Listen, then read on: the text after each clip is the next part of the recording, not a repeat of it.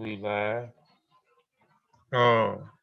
Hey, Shawn, we live, man. Peace, man. Peace, everybody. Peace and Black African power. Welcome back to the Massa Warrior YouTube channel. I am your brother, Kofi Piesie. Give me just 1 second. Hey, y'all, share the show, man. Cause I know I probably ain't gonna be able to share the show. Cause he got me under some kind of restriction now. I think I done shared too many times. You in jail, Kofi? I ain't in jail, man, but they got me up under some kind of restriction on Facebook now, man. And won't let me it let me share my article to a bunch of those things, and then it had gave me some kind of message about I done reached something capacity or something on there. I can't share or something. So you in the halfway house because yeah, I'm in the halfway house. I know, but it had came from like every location that I had moved to. It was my Somebody got their mic open and the old lady talking. Took it, and then one day I was over there and I was like, "Let me just take this box." They were charging every month. Hold on, let me mute the mic. And they don't do that now with other customers. Yeah, he don't even know we turn the mic open. Y'all give me just 1 second, man. We gonna get started. Dang. I got it. But yeah, I'm finna see if they gonna let me share. They gave me that error message yesterday. Probably finna do the same thing right now. You cannot share. Share to groups. Let's see what they do. Look like it's letting me share the error. Dang, I ain't mean to put that in there. I ain't mean to put that in there neither.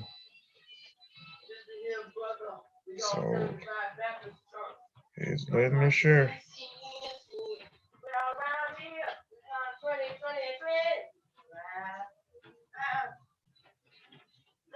Yeah.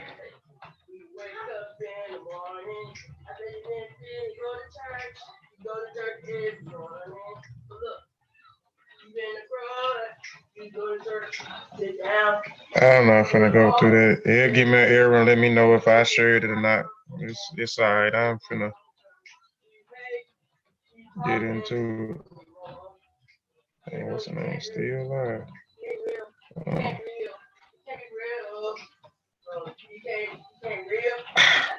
Y'all, hold on. Give me 1 second. All right.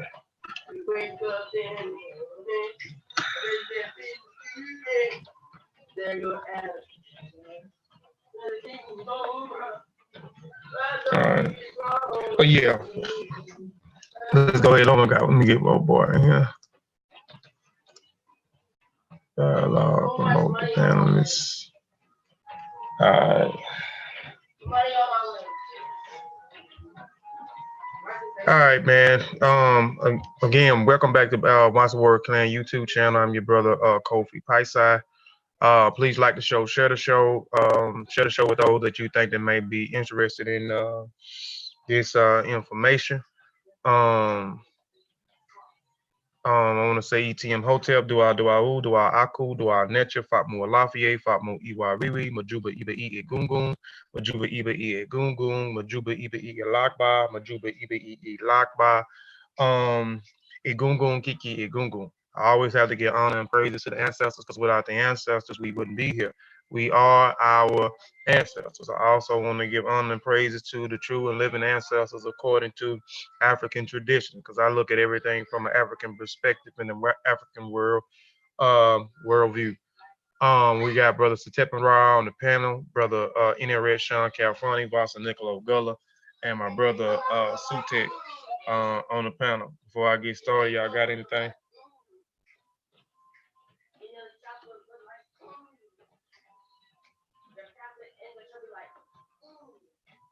Peace to the panel, peace to the chat. Like the show as you coming in, share the show with a friend that would be interested in this type of information. Take out your pen and your pad, get ready to learn something.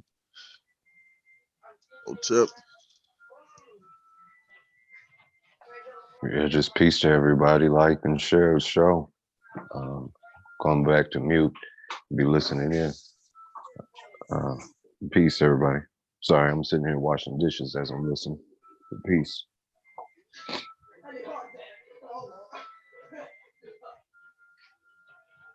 Anybody else?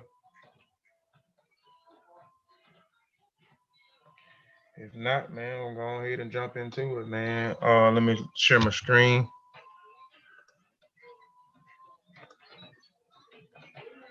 All right.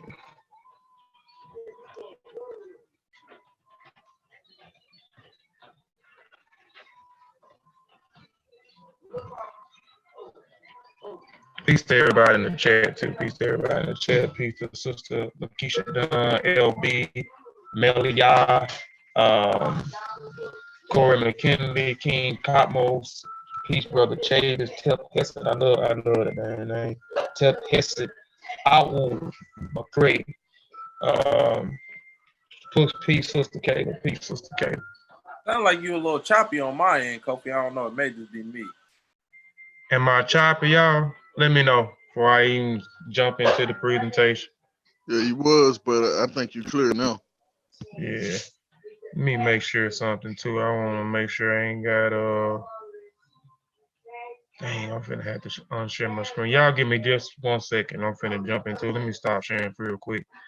Make sure I ain't got all this raining and then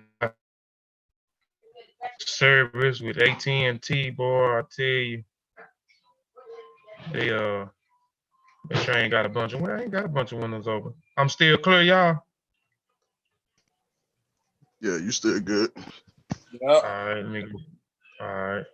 Yeah, let me know, man, if I sound choppy.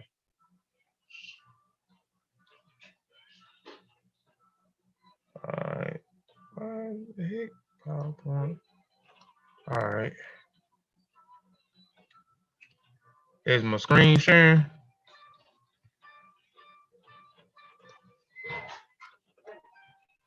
Yeah, look like it's sharing. Yeah, you sharing, Kofi. You got is that supposed to be you on there? That little dude? Yeah, that's my little avatar. Okay. Yeah. I like that. I like that. Yeah. All right. Again, what's the name of the presentation is called What's Wrong with Starting Your Own ATR's African Traditional Religion?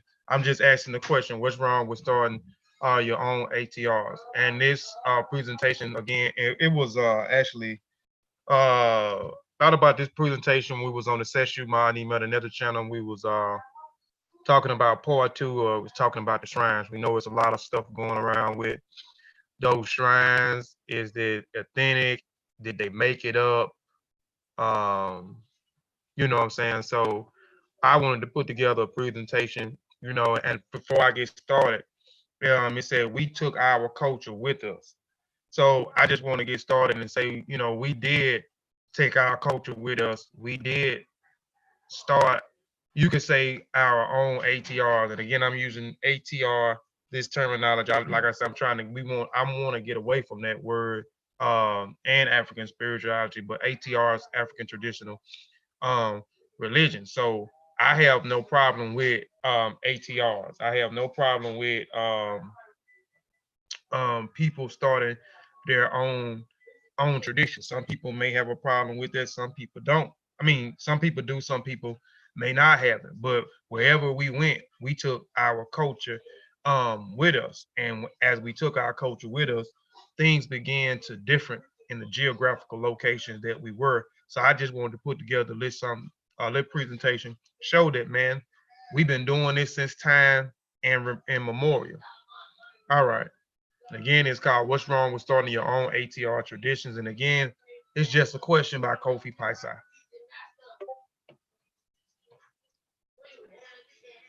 Let's go to the next slide. I always have to put a disclaimer out here before I get started. Disclaimer, I am not a teacher, but merely a student sharing information. The information provided is for the educational purpose only. If you are in doubt, do the research and have it verified by someone qualified. I reserve the right to change the focus of this presentation, to shut down, sell, or exchange the terms, or use at my own discretion. All trademark, design rights, copyrights, registered names, mottos, logos, avatars, or sigmas, and marks used and cited by this website of the property's respective owner. I reserve the right to add information as it comes available or adapt changes, improve information as it comes available in the futures. Input wanted, changes, or deletions are encouraged. Everybody that follows me know this is my saying. As I learn, we all learn. And let's get this culture. All right. How African traditional religions was founded. This is a piece from an article, 2 slides from an article that I just put out. Um, Confusion, misunderstanding, and ignorance about African traditional religion and how it's under attack by Western societies and our own unstudy. I talked this while ago on the Dagger Squad. I want to talk about it a little bit in this presentation because this is a setup with where I'm going with the presentation. And again, it might be for somebody that may not have even looked at Dagger Squad a while ago and seen as I was explaining and verifying the same thing that Brother Unc was saying when he was talking. But some of the world's religions, like Christianity and Islam, has a founders who started them. And again, ATR'S does not have founders. When I mean founders, we're talking about in Christianity, you have Jesus Christ. And Judaism, you got Yahweh. We are Yahweh. In Islam, you got the Prophet Muhammad. These are founders. Those religions are founding around those individuals. So ATR doesn't have those particular founders, and I'll explain it a little bit more as we get into it. This is not the case for African religion. It evolved slowly through centuries as people responded to situations of their life and reflected upon their experiences. We'll read that line again so that it sink in. It evolved slowly through centuries. So it took centuries in order for this to develop as people responded to situations of life and reflected upon their experiences. Many factors must have played a part in their development. These include, hold on.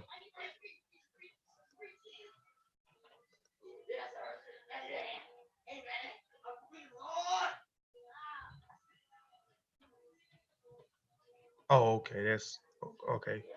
All right, reflections of their experience. Many factors must have played a part in the development. These included geographical environments, mountains, rivers, deserts, forests, and the change of seasons, and the power of nature, such as earthquakes, thunderstorms, volcanoes, calamities, epidemics, diseases, birth, death, and major historical events like war, locusts, invasions, famines, migrations, and so on. We'll read that line again. Y'all know I like repeat myself. Sometimes I reiterate things. I like to reiterate things so it can sit in for those that may have missed. These and many of the factors must have played a part in their development. These include the geographical environment / mountains, rivers, deserts, forests, the change of the seasons, the power of nature, such as earthquakes, thunderstorms, volcanoes, calamities, epidemics, diseases, birth and death, and major historical events like war, locusts, invasions, famines, migrations, and so on.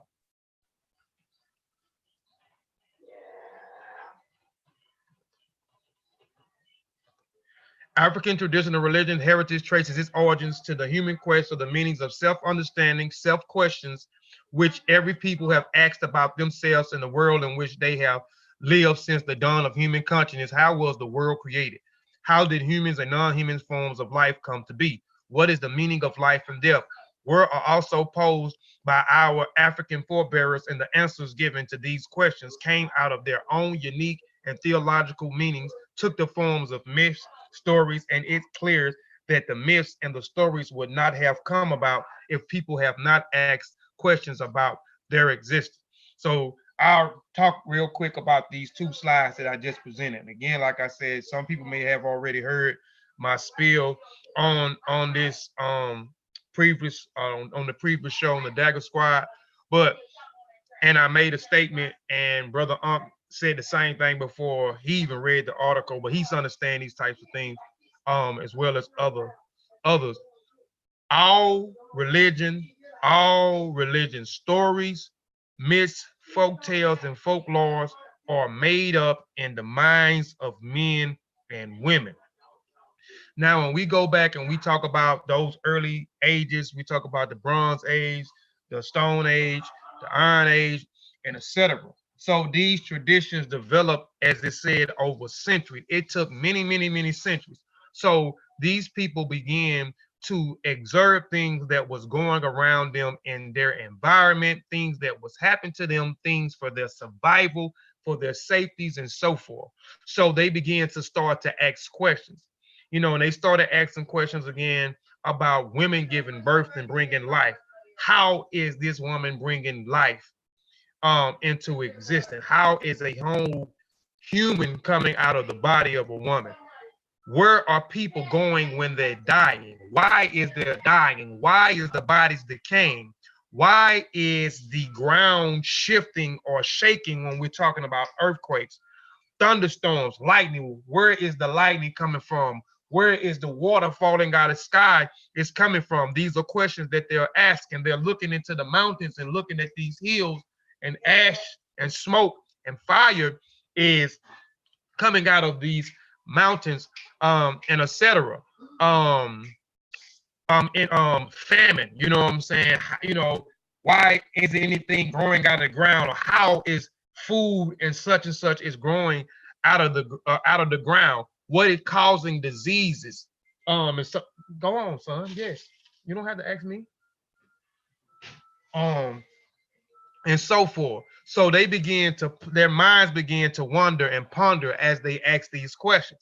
So in order to answer their questions, they created myths, they created cosmologies, they created folklores, they created folk tales, they created what we call the physical and the spiritual, or the natural and the supernatural. So they began to look at things in nature that was natural, but then they started to explain things in myths and folklores with the supernatural. So they started to say, okay, when the body died, because they didn't know, so they started creating answers around the questions. So when the body died, this is where the body is going into the boom boom. The body is going into the Olivron. The body is going into whatever it was. So they started creating these myths and these stories around the questions to answer the questions about certain things.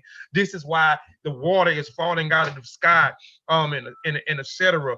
Blase, this, you have to do this in order to live longer, to please those who have passed. You have to do certain things in remembrance to them. So we have to create certain types of rituals, and etc. So again, they created these myths, folklores, folk tales behind the question. So this is how the religion or tradition or indigenous systems was created, through them observing things in nature, things that were surrounding them, things was happening to them, things for their safety, things for their survival. And these things happen over a century, over centuries and centuries of time till they develop, and then they started to develop, and then they began to um, migrate and take these ideals, because these questions that they had birth what we call theology, philosophies, or religions, or traditions, or whatever the case was. African tradition. Did I read this already? Okay, I read this already. Okay, so with that said,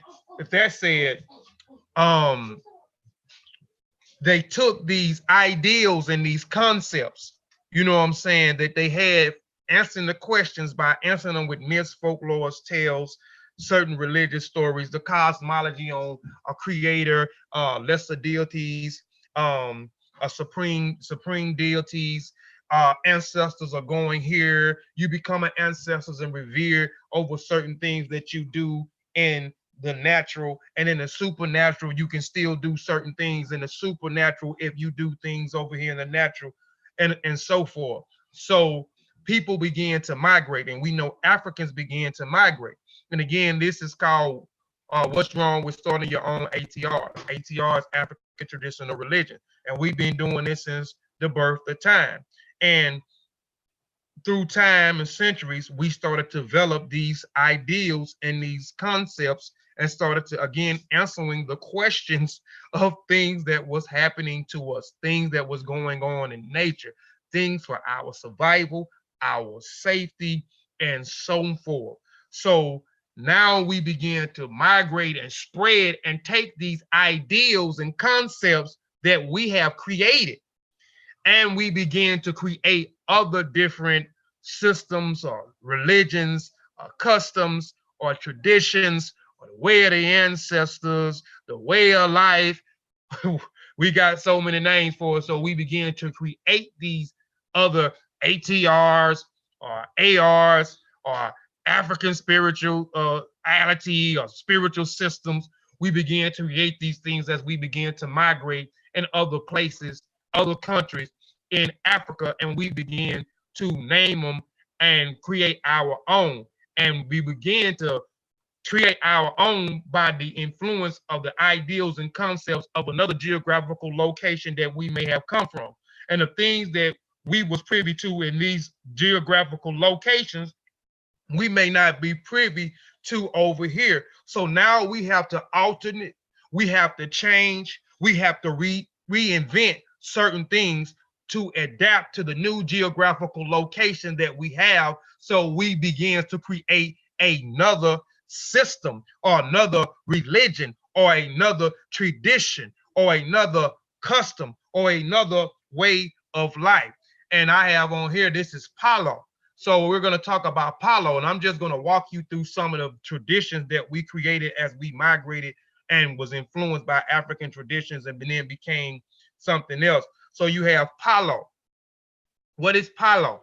Palo is known as La Rega del Congo. It is a religion, various denomination, which developed in Cuba among Central African slaves. It said it was developed in Cuba among Central African slaves.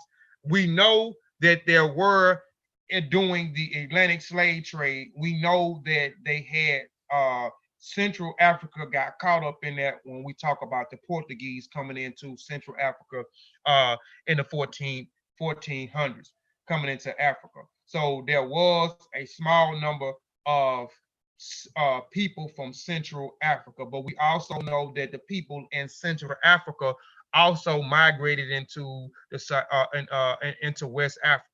So during migration and through the Atlantic slave trade, or through the slave trade or the kidnapping trade. So the African slaves that descended from the originated from the Congo Basin, denomination often referred to as a branch of the Palo, include the Yambe or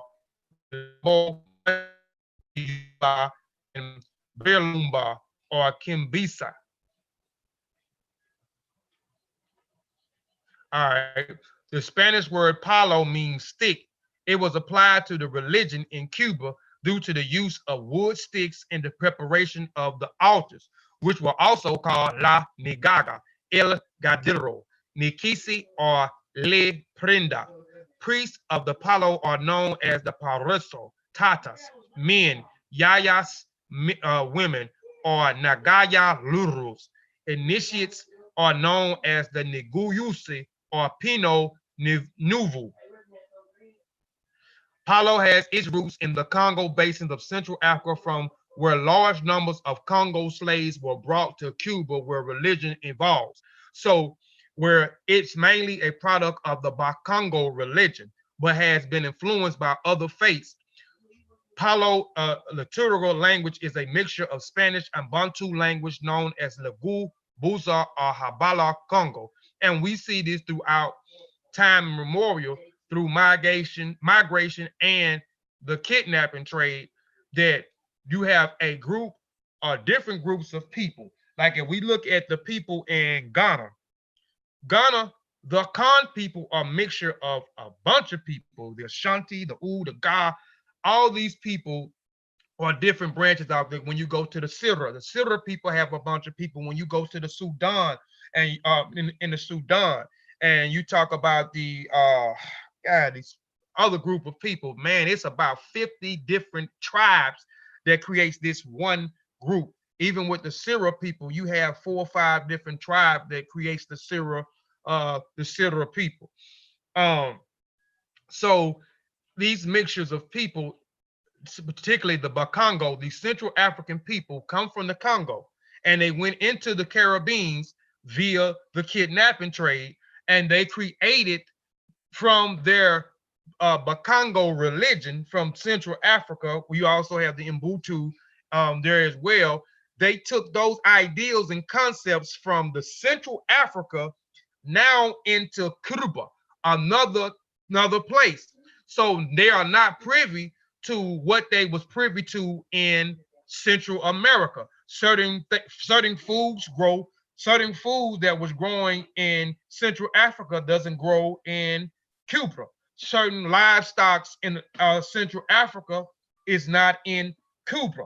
Certain things that happen in Cuba may not happen in Africa. So now they have to adapt. So now they took these ideals from the Bakongo religion and was influenced, and they began to create their own thing, which they call Palo, which are different branches from Palo. But Palo belief system rests on two pillars: the veneration of the spirit of the ancestors and the belief in nature and earth and power. You see this a lot. Santeria. So let's talk about Santeria. Before we talk about Santeria, again, Bakongo was the tradition in Central Africa and Ubuntu. So you have a group of people that either migrated or via, now we're talking via the kidnapping trade. So they went from Central Africa into Cuba. So again, they created what they call Palo. They created that system out of the influence of Bakongo and other different groups that may have been there. So they created another ATR or tradition because the foundation is on an African tradition, the Bakongo. But then, I didn't go too far in the Palo because, you know, as you start to look at some of these traditions, when we get into South America, we get into the islands, the Haiti Democratic Republican, Trinidad, all these different places. We know that even when we get to North America here, we know we begin to synchronize a lot of our systems with the religion of the slave master to try to hide our practices, because our practice was no longer accepted and it was outlawed, and we would be beaten and raped and castrated and so forth if we utilize these things. So we hid it and try to preserve it by synchronizing it with the slave masters tradition. So Santeria, let's talk about Santeria. Santeria, the origin of history of Santeria effectively begins in West Africa, where the Yoruba have involved their own religion and social tradition. The Yoruba kingdom was set in the network of political and cultural interaction with the whole kingdom of Benin and Nigeria and the kingdom of Dahomey, which is now Benin, and what is now the Republic of Benin in the 18th and the 19th century. We know the Yoruba people in Nigeria, we know that they practice something called Ifa. So all these kingdoms battle against each other and were unwillingly involved in the European slave trade. Europeans were only a small segment of the enslavement Africans brought into Cuba. And it began, but at the height of the warfare of the slave trade in 1840 to 1870, more than 1/3 of all Africans brought into Cuba was Yoruba. But Cuba Catholic Church was closely allied with the national government, and because Catholicism was the only religion that was legal, a Cuban remained a Spanish colony once there were in Cuba. All the African ethnic groups, including Yoruba, came under the pressure to revert to Catholicism on the abandonment of their traditional religion. Santeria, also known in Cuba as Rela de la Ocha Oricha or Lukimi. It is a transatlantic extension of Yoruba religion into African diaspora. Santeria is one of the numbers of related Yoruba-based religion existed in the Caribbean, Central America, and South America. Throughout this region, related new religions forms arose out of them, encountered the indigenous Armenian people, European settlers, imported African agents, and European colonists in the America.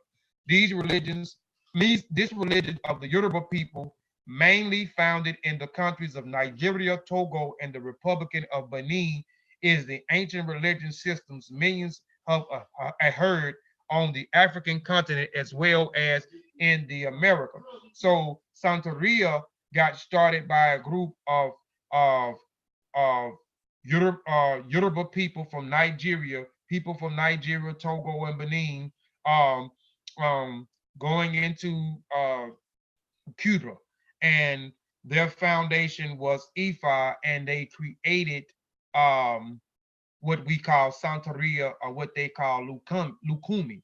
And again, these people had to recreate some things because, again, in the geographical location that we are, we know, again, certain foods where we at is not grown in Africa or Cuba. Certain livestock that are grown or that are here may not be there. Certain things, like when we look at down here in the South, we know South, we have thunderstorms and, or not thunderstorms, but we have tornadoes and hurricanes. We had that a lot here where I'm at, down here in the South.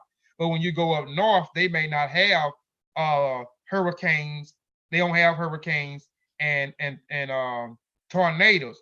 They and out west they may have earthquakes. So in these different places where we are, we have to adapt for certain things. And going back to, again, the religion or tradition, it was predicated off of things that was happening in their survival, and they began to ask questions. And a lot of these things, they created things for their own safety. So now that they went from one place to another place, again, they keep what they have, because when you look at African traditions, even though they are similar, they are different. A lot of the foundations are the same. They may have a supreme being, they may have lesser deities, and in some you may have supreme being, you may have the supreme deity, high deity. When you look at the Odinani tradition of the Igbo people, they have a system where it's not just the supreme being and the lesser deities. They have the supreme deity, the high deities, and then the lesser deities up under them, and etc. And then some groups of people, you have the supreme deity, you have the lesser deities, and then you have the ancestors. And then the ancestors can be almost revered as the lesser deities. It's just according to what they have did in their life before they have transition. Those ideals, rites of passages, you can see those demarcation stages basically are the same. You have some that practice certain things in the rites of passage and some that doesn't practice these certain things. So you can see a lot of the similarities, the pouring of libations,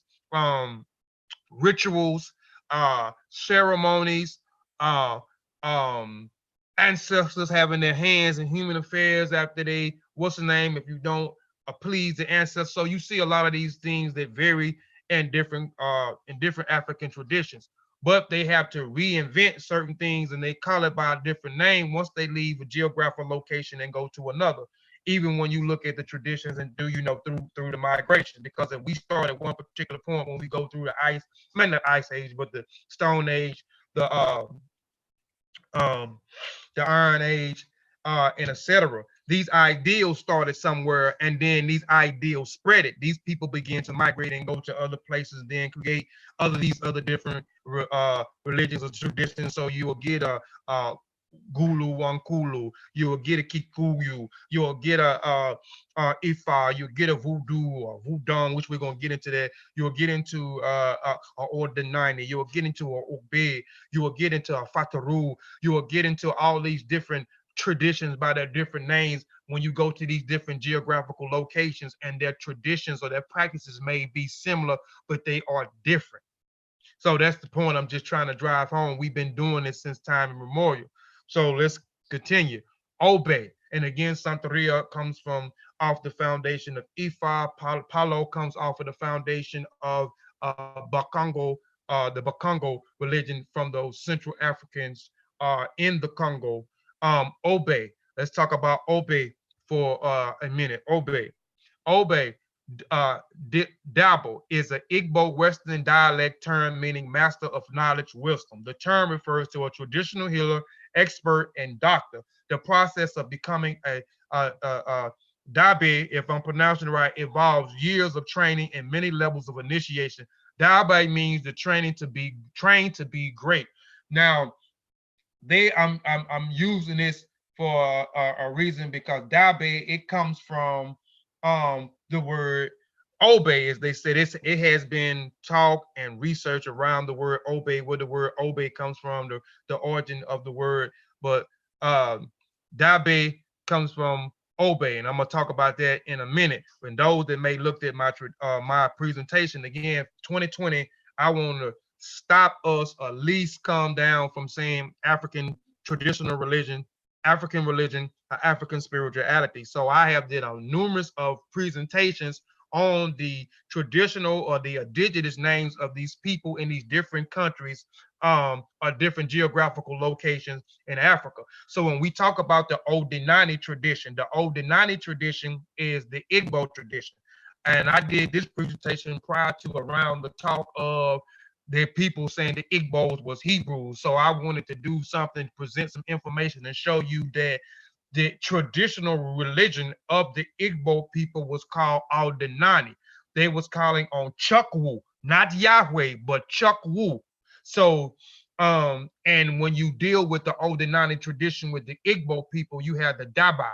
The Daba again is the master of knowledge or wisdom. He will also be considered in some tradition what they call the diviner. You know what I'm saying? One who has been trained on many, many levels of initiation and certain things that that they do when we talk about divination, the diviner, and so forth. So Dabe and Obe. Dabe is a compound word. Dabe, professional master husband. Obe is a doctor in science. Dabe is believed to be a destined for spiritual work. Dabe sees the spiritual world at any time and interpretation what message being sent to seeing spiritual world at any time, interpreting what message being sent and see spiritual problems of the living people. That's why I say divination or the diviner, because this is what we talk about with the work that they do with the interpretations and messages and certain form. This is according to these systems that we look at. Um, and I think their system is the divination system and old and Igbo tradition in Nigeria. You got Ifa also is in Nigeria with the Yoruba people, but with the Igbo people in Nigeria, their tradition is Odinani. The Ifa tradition with the Yoruba people, when they deal with their divination, is called Ifa, and the what's the name divination with the Odinani is called Afa. And then when you look at the tradition, the divination system with the Voodoo tradition in Togo and Benin, their divination system is called Fa. So you can see the different almost the similarities here. Ifa, Fa, and Afa. So going on, they give the power of the spirit world identity as the Alusis by naming the possible way of placating the negotiation of the deities. And the Alusis are what we will consider as like the lesser deities when we deal with the Orishas in the Yoruba culture, or we deal with the Akum system in Ghana, the Obuzums, or in North Africa when we deal with the Remich and the Kimatu culture, the Netr'Uds, and so forth.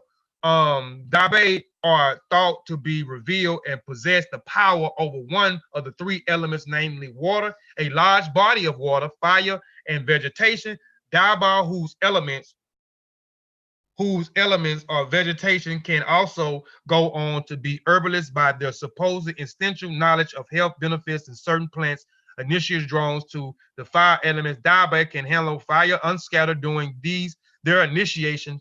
Water elements. Dabe do not drown. Dabes can partially enter the spirit world and communicate with these by rubbing chalk on one half of their Obes practice were transporting the writing carabines during the slave trades and became known as Obey. So Obey is a practice, spiritual work practice, if you would say, in the tradition. You know, like I say, you got the spiritual work tradition. The Dabe would be looked at as the diviners who practice these types of spiritual work, who are trained in these type of spiritual ways through certain type of interpretations of messages and etc. according to these traditions. Odinani, Igbo, comprised of the traditional religion, practice, or culture, believe that the Igbo peoples, the Odinani, has a monotheistic and pantheistic attribute, having a single God as a source of all things. All of the pantheons and spirits exist as lesser spirits prevalent to the Odinani, expressing serving the elements. A Chukinki, a Chukwu. This is who they was calling to, not Yahweh, but Chukinki, a Chukwu, the supreme being or the high God. Chi Inki is a compound word encompassed of the concept of chi, the divine masculine force, and Na Inki, the creative and division's feminine force. I just want to talk real quick about the Odinani, because without the Odinani, you get the Obe. You get Obe, which is practiced in Jamaica now. The deities, the Chukwu incarnation ministries of the world, Uwu, are the elusives, the supernatural forces that regulate human life. And those are nothing but forces in nature. We talk about this a lot when we deal with Kofi Piesie Tv, Families Affiliate, Masi Warrior Clan, and even the Sechu Ma'ani Metaneta. We talk about these are forces in natures and certain types of architects or characteristics and so forth. When we talk about these lesser deities, high deities, and so forth, the Lucies are the same as the Rishas, as the Abuzums, the Vudans, the Luas, and so forth. The Abagi is a term for these forces. Alusis are regarded as the channels to Chukwu. The Alusis are also known as Arushi, Anusi, or Arusi. In different dialects, all springs from Allah, the earth spirit who embodies the world of work, who embodies the working of the world. For more information about the old Denani tradition, you can go to not Kofi, but Masi Word Clan channel, and I have a presentation on Old Denani. I have a lot of presentations, and when you look at both of the articles that I read, I give you, and I didn't touch, but on briefly on a few of the traditions, but there are a lot of traditions because there are over 3,000 some ethnic groups in Africa, and they all are called by different names, but we use the terminology as African traditional religion, what they call ATR'S, African religion, or African spirituality, because a lot of us don't know who we are, where we come from, or what our customs, cultures, morals, ethics, and ethics are because of via the Atlantic slave trade. So we use these terminologies, and when we use it, we encompassing it or grouping it up under one category. When there are 3,000 groups, they are called by different names, and they are similar, but they are different. They have their own way, particularly because of the geographical location and things that they are privy to, things that they may not be privy to, and etc. So Obe came out of what out of the old Denani when we talk about the Daba, the what I would say the diviner, one who was practiced well or initiated into spiritual work. So Obe is a tradition that comes from out of Jamaica. You can also see that on Masi Warrior Clan channel. Brother Ben done a presentation on Obe, and he goes and explain Obe thoroughly. The tradition is in Jamaica. He talks about Nani. He talks about the Maroons, the wine word Maroons. Nani coming out of Ghana. She was a part of the Ashanti tribe, and how this woman who was revered in this Maroons, you know what I'm saying, these Maroons who rebelled and rebelled against the European, rebelled against slavery. How did the tradition, if she was from Ghana and she was a part of the Ashanti tribe, where does the Igbo tradition in Nigeria play a part in the Obe tradition? So from and not only just from the Obe, you can look at the Akum, because some of those elements from the Akum and the Ghana society is also in with the Obey. But for more information on that, you can go to my word Chan, and we have that up. Brother Ben did a presentation on that. Now we get to Wente, right? Wente, I also did a presentation on Wente a while back here. I'm gonna keep busting y'all in the head with these traditional names and going into their traditions so we can get away from ATR, get away from AR, and get away from AS, African spirituality or African systems or whatever. So Wente is also something. Let's get into Wente. Wente is the Afro surnames of traditional religion that originated in South America and developed in the Dutch Empire. Their result of synchronization of the religion belief for the practice of the Akan of the fond slaves with the gods such as Lekba, Loke, Asa, and Aziz. And for those that study Ifa, people know who Lekba, Papa Lekba is. A Lekba that's again, like I said, you see the similarities. They are similar, but they are different. And the foundation of Wente is based on three principles: the belief in a supreme creator, all called a Nani Ki Dainami Ki Dayapun, the belief of an pantheon in the spirits called Wente, the veneration of the ancestor. There are also a belief in the Apuke, also known as a Puku, which are the anthropomorphic forest spirits. The Apuki can possess people, both men and women, and can also pass itself off as another spirit. And Puki can also be water spirits and known as such case as Watra Apuki. So when you're dealing with the Wente system, these people, their foundation comes from not only from the Akan system, well, when you're dealing with the Akum, that is the name of their tradition, it's called, or their religion, or their way of their ancestors, or their way of life, or their customs. You know, we got all these different terminology for it. It was called Ikum. So these people that these people from Ghana, let's get into that now, and I'll talk a little bit more. The Afro surnames or African descendants in the surnames South America were captured by Europeans, especially the Dutch people from different parts of Africa, such as Angola. So you have people from that was captured from Central Africa, but we talked about that a while ago when we talked about the Bakongo religion, and from the Bakongo religion, from those Central African people going into what's the name, we get Palo. That foundation of Palo was from the Bakongo language, from the Bakongo tradition. So you got the Angola, Togo, and Benin, Ivory Coast, Guyana, Nigerian, Ghana, Senegal, Sierra Leone, Gabon, Cameroon, Congo, and other parts of Africa. Afro surnames mostly came from ethnic groups such as the U, the Ga, Dagmi, the Ashanti, the Fanti, the Ashanti, the Igbo, the Fang, the Dolo, the Takar, the Balinki, the Bini, the Edo, the Yoruba, the Abududu, and the Badinki, the Wolof, and other ethnic groups in Africa. So it was a mixture, and we know this through, if you study the Atlantic slave trade, you know that there was a mixture of different African groups, a mixture of different ethnic groups that came that had their own way of life, their own way, their own perspective at the way they looked at things in nature, and then how they perceive things in the world, and etc. So from that, they also created the Wente system. You get the Akum and you get the Voodoo, because you talk about the people that was in Togo and Benin who also practice Ifa, but you also have those people in Togo, Benin, those was predominantly heavily with the Voodoo system. So, and then in Ghana, those people that came from out of the Ghana, when you talk about the U, the Ashanti, and so forth, you get the Akum system. So the merging of those two African systems created Wente, the Akum and Voodoo.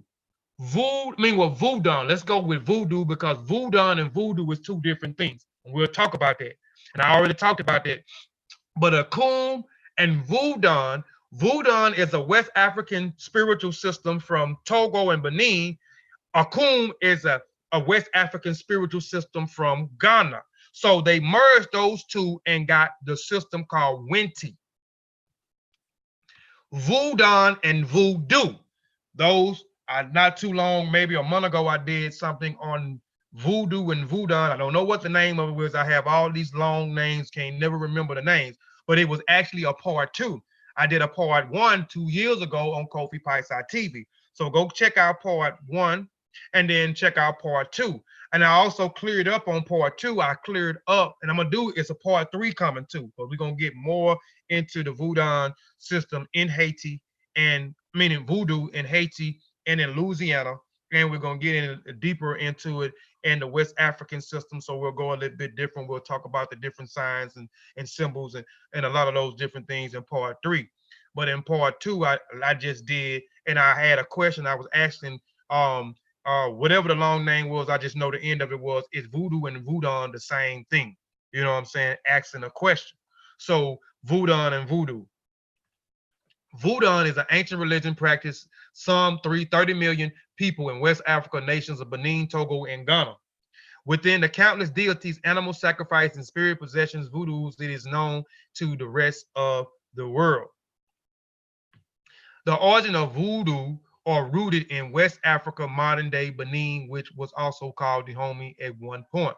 So again, before I go any further, we know voodoo was in our voodoo, but voodoo is a West African tradition, or West African ATR, or West African AR, or West African spirituality, or West African way of the ancestors. So we know that it was in Togo and Benin, voodoo, not voodoo, but voodoo. Now, when we get to voodoo, we know that voodoo got its roots from West Africa, because we know that a lot of the slaves went into what they call the Democratic or the Republican. We know it's a visible line they got down there. Your visible line, you got Haiti on one side, and Democratic on another side. So, and we know on one side, we know we got those people that hate they have roots. They want to be more Spanish than they want to be African. And they know that there wouldn't be no Puerto Rican, Cuban, and such if it wasn't for the African coming into those different places and cohabitating with those, cohabitating with the Spaniards and so forth. I also have a show on Kofi Piesie Tv 2 or 3 years ago where we talk about the hatred from the Democratic Republic and how these people hate Africa, and there will be none of them without the African. But that's a whole nother topic and a whole nother story.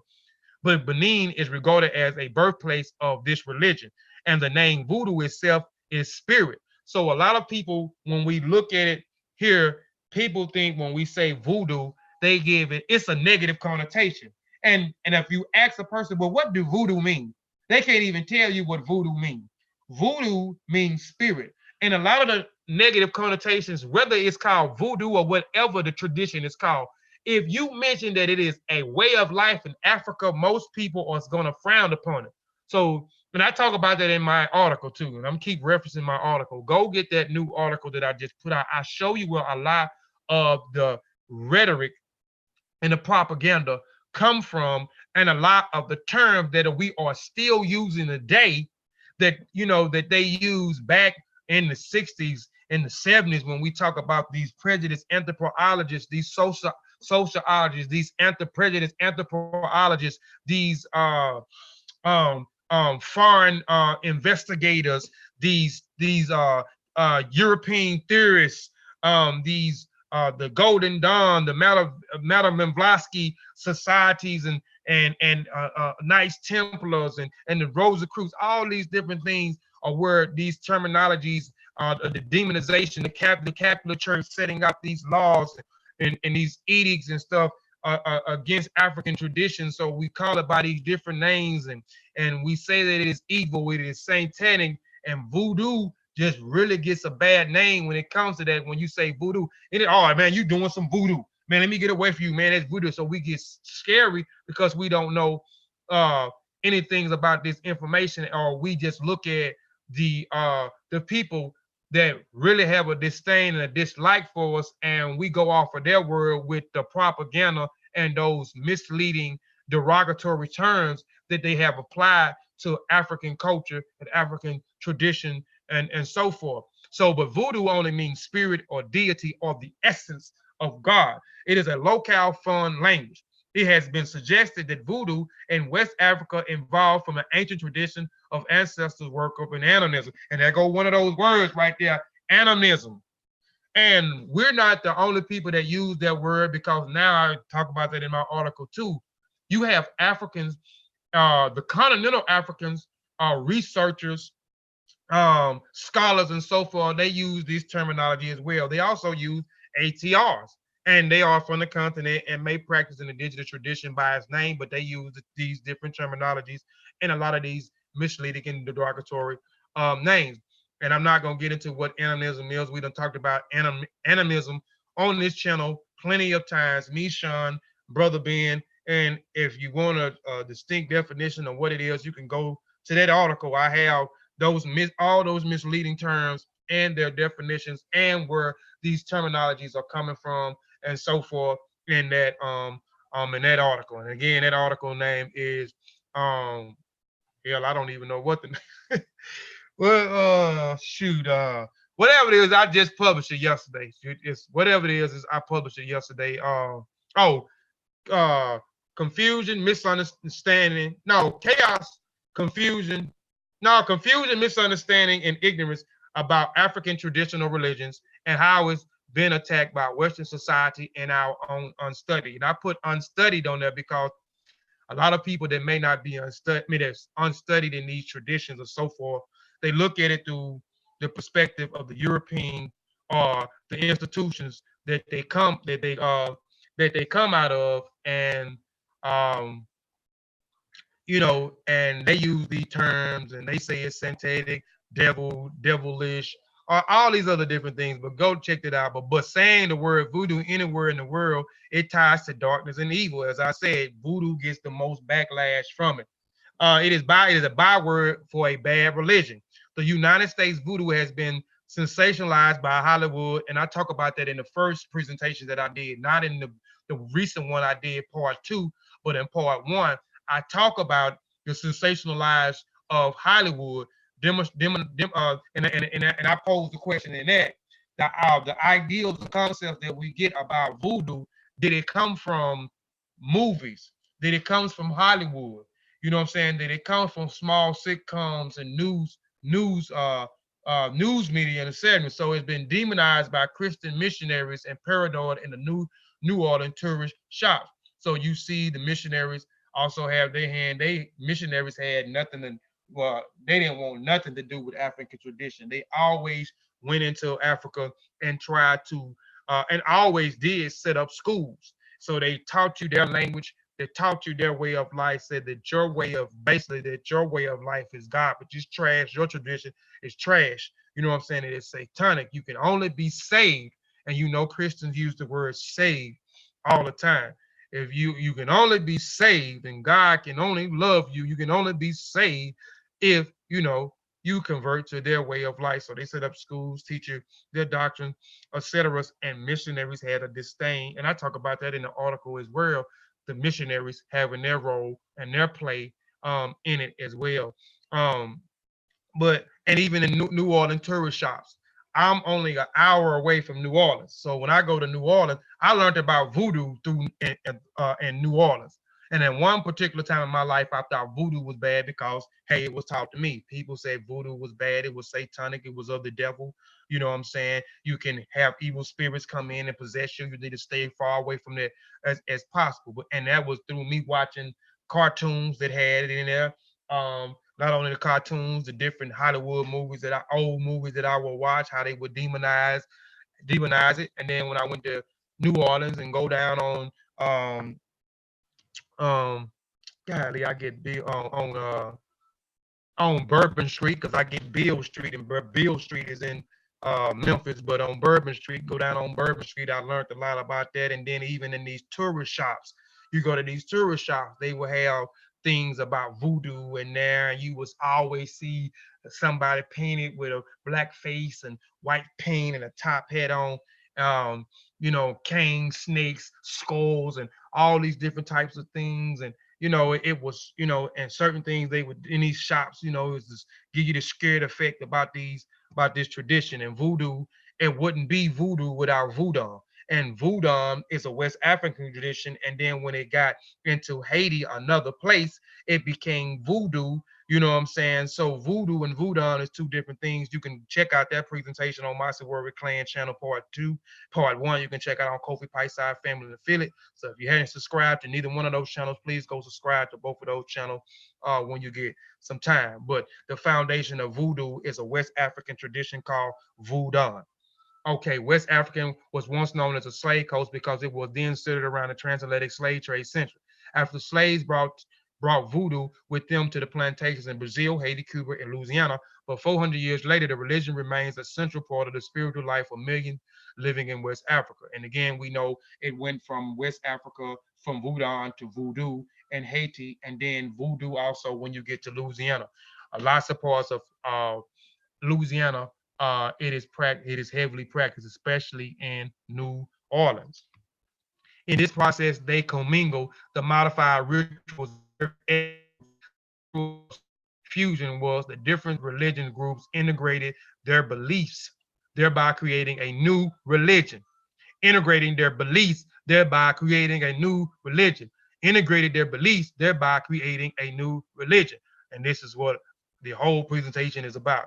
Voodoo. The word voodoo comes from the African word voodoo, meaning spirit. Afro-Caribbean religion mixed practices from many African ethnic groups such as the Fon, the Nago, the Igbos, the Dahomis, the Congos, the Senegalese, the Hassas, the Kapalos, the Mandarus, the Mandingis, the Angolas, the Libyans, the Ethiopians, and the Magashis.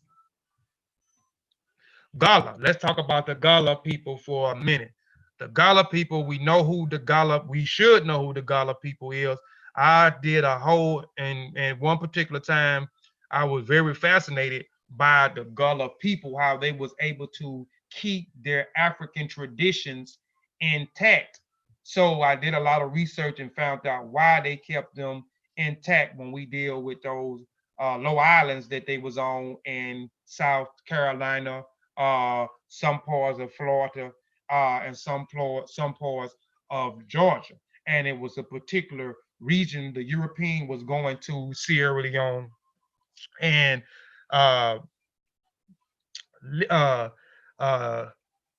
Sierra Leone to get these people from this rice coast because they had already been cultivating rice in West Africa in Sierra Leone. These people were skilled in this. So, and the geographical location of where Sierra Leone, we talk about the damp and wet ground and so forth, it was a climate where they was able to cultivate these rices.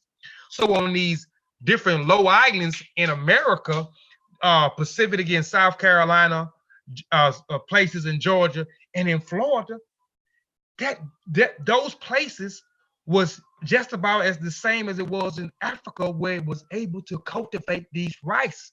So they strategized and went to a particular place in Sierra Leone and West Africa to get these people out of them and bring them into these islands to cultivate rice, because rice began to become a big commodity, you know what I'm saying, a big revenue for the European for cultivating rice on these islands in America.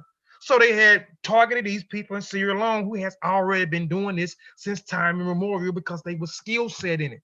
So I'm talking about the Gullah because the Gullah, when we talk about, and we just talked about this in the what's name, when we talk about Hoodoo, and I know Hoodoo was started in the United States, but it has a foundation in Voodoo.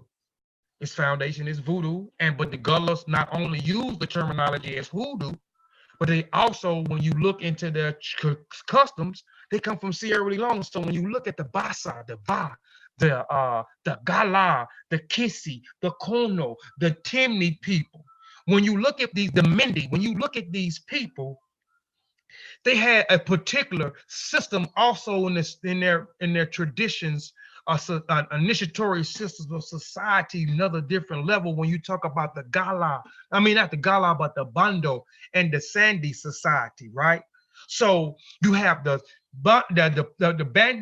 Bando and Sandy society, which was the women, and then you had the Poro society, which was the the men. And when you look at the Gullah, they have something in their systems and their way of life called the para, which emulates the poro. And then they have something, I can't remember the name, that emulates the Bondo and Sandy society in Sierra Leone. When you study the Mindi people, when you study the Timba, the Susu, the Baka, the Lemba, the Kusu, the Kono, the Gala, the Kampele, and so forth, you start to see that they have their foundation and their practices is the same from in Sierra Leone with these different ethnic groups. So let's go into the Gullah culture seems to emphasize elements shared by the African different areas. The Gullah ancestors were after all coming from all different tribes of ethnic groups. In Africa, those from the rice coast, the large groups included the Wolof, the Mandinki, the Fula, the Baka, the Susa, the Lemba, the Timba, the Mindi, the Vasa, the Kissi, the Kampele, etc. But these were also slaves brought from the Gold Coast, the Kabar, the Congo, and Angola. The Gullah slaves adopted beliefs and the practice that were familiar to African Gullah customs and from the particular African tribe. But we can often point that more general to the West Africans, the Western Sudan, Rice Coast, etc., the Gullah traditions are not, of course, all purely African. Yes, they are not all purely African, but they have sustained majority of their African tradition, because when you study the Gullah and those coasts, the slave masters was on that particular island for a particular week, because when you deal with yellow fever and all these other different diseases, we was immune. The people in Sierra Leone was immune to those type of diseases, and the European wasn't. When we talk about those different islands and that climate that it has and certain things that was in the ground, the nutrients and all those different things, they was, so at a certain particular time, the diseases was heavy. So most of the time, the Gullah people was there chilling by themselves. You know, they was chilling there by themselves. They was doing the work, but they was chilling there by themselves. So they was able to keep intact most of their what's name. But then later on, you start to see, I can't get it right now. Get Bryson to get them for you. Tell Bryson to get them down for you. Bryson, come get 2 of the Twix down from you. Get you some snacks if you want some, to your oatmeal pies and them cookies and stuff up there too. So you start to see that afterwards, you know, they started to buy up lands, Gullah land started to viable. They started to create, because it wasn't easy to get to these lands. And then later, once they started buying and stuff up and started putting up all these different shops, and it became prevalent for the European to make money, they started building bridges and roads and stuff. So now you can get closer to these islands and so forth. But you start to see the influence of Christianity a little bit, but for the most part, they kept their things intact. So became Christianity from the instant, but their styles of worship reflected their African heritage. In slavery days, they developed a ceremony called the ring shop, and in which the participant dances in the ritual fashions in circle elements of rhythmic pounding and sticks, and then a culminating moment experiencing possessing by the Holy Spirit while shouting and experiencing praises and thanksgiving. Hoodoo. Let's talk about hoodoo real quick. And we was talking about that in the back chat and on Mossy Warrior Clan. And I understand exactly what Brother Ben was saying. I'm already familiar with all of that. So hoodoo is also known as a low, and my thing is to show you how we went from one geographical location to another, and we took the foundations of what we had and we had to create something else different because of the geographical location. The things that we may be privy to, we're not privy to anymore. So now we got to improvise. We have to reinvigorate and create some other things around the culture, because again, religion or the traditions or African traditional religions or African spirituality or traditions or indigenous, it was all profounded upon questions that were answered in nature, a question that was around in their surroundings. So they created this religion around the surroundings. So now if your surroundings are different, you have to re-innovate and create something a little bit different, but you keep the foundation. And this is what I'm trying to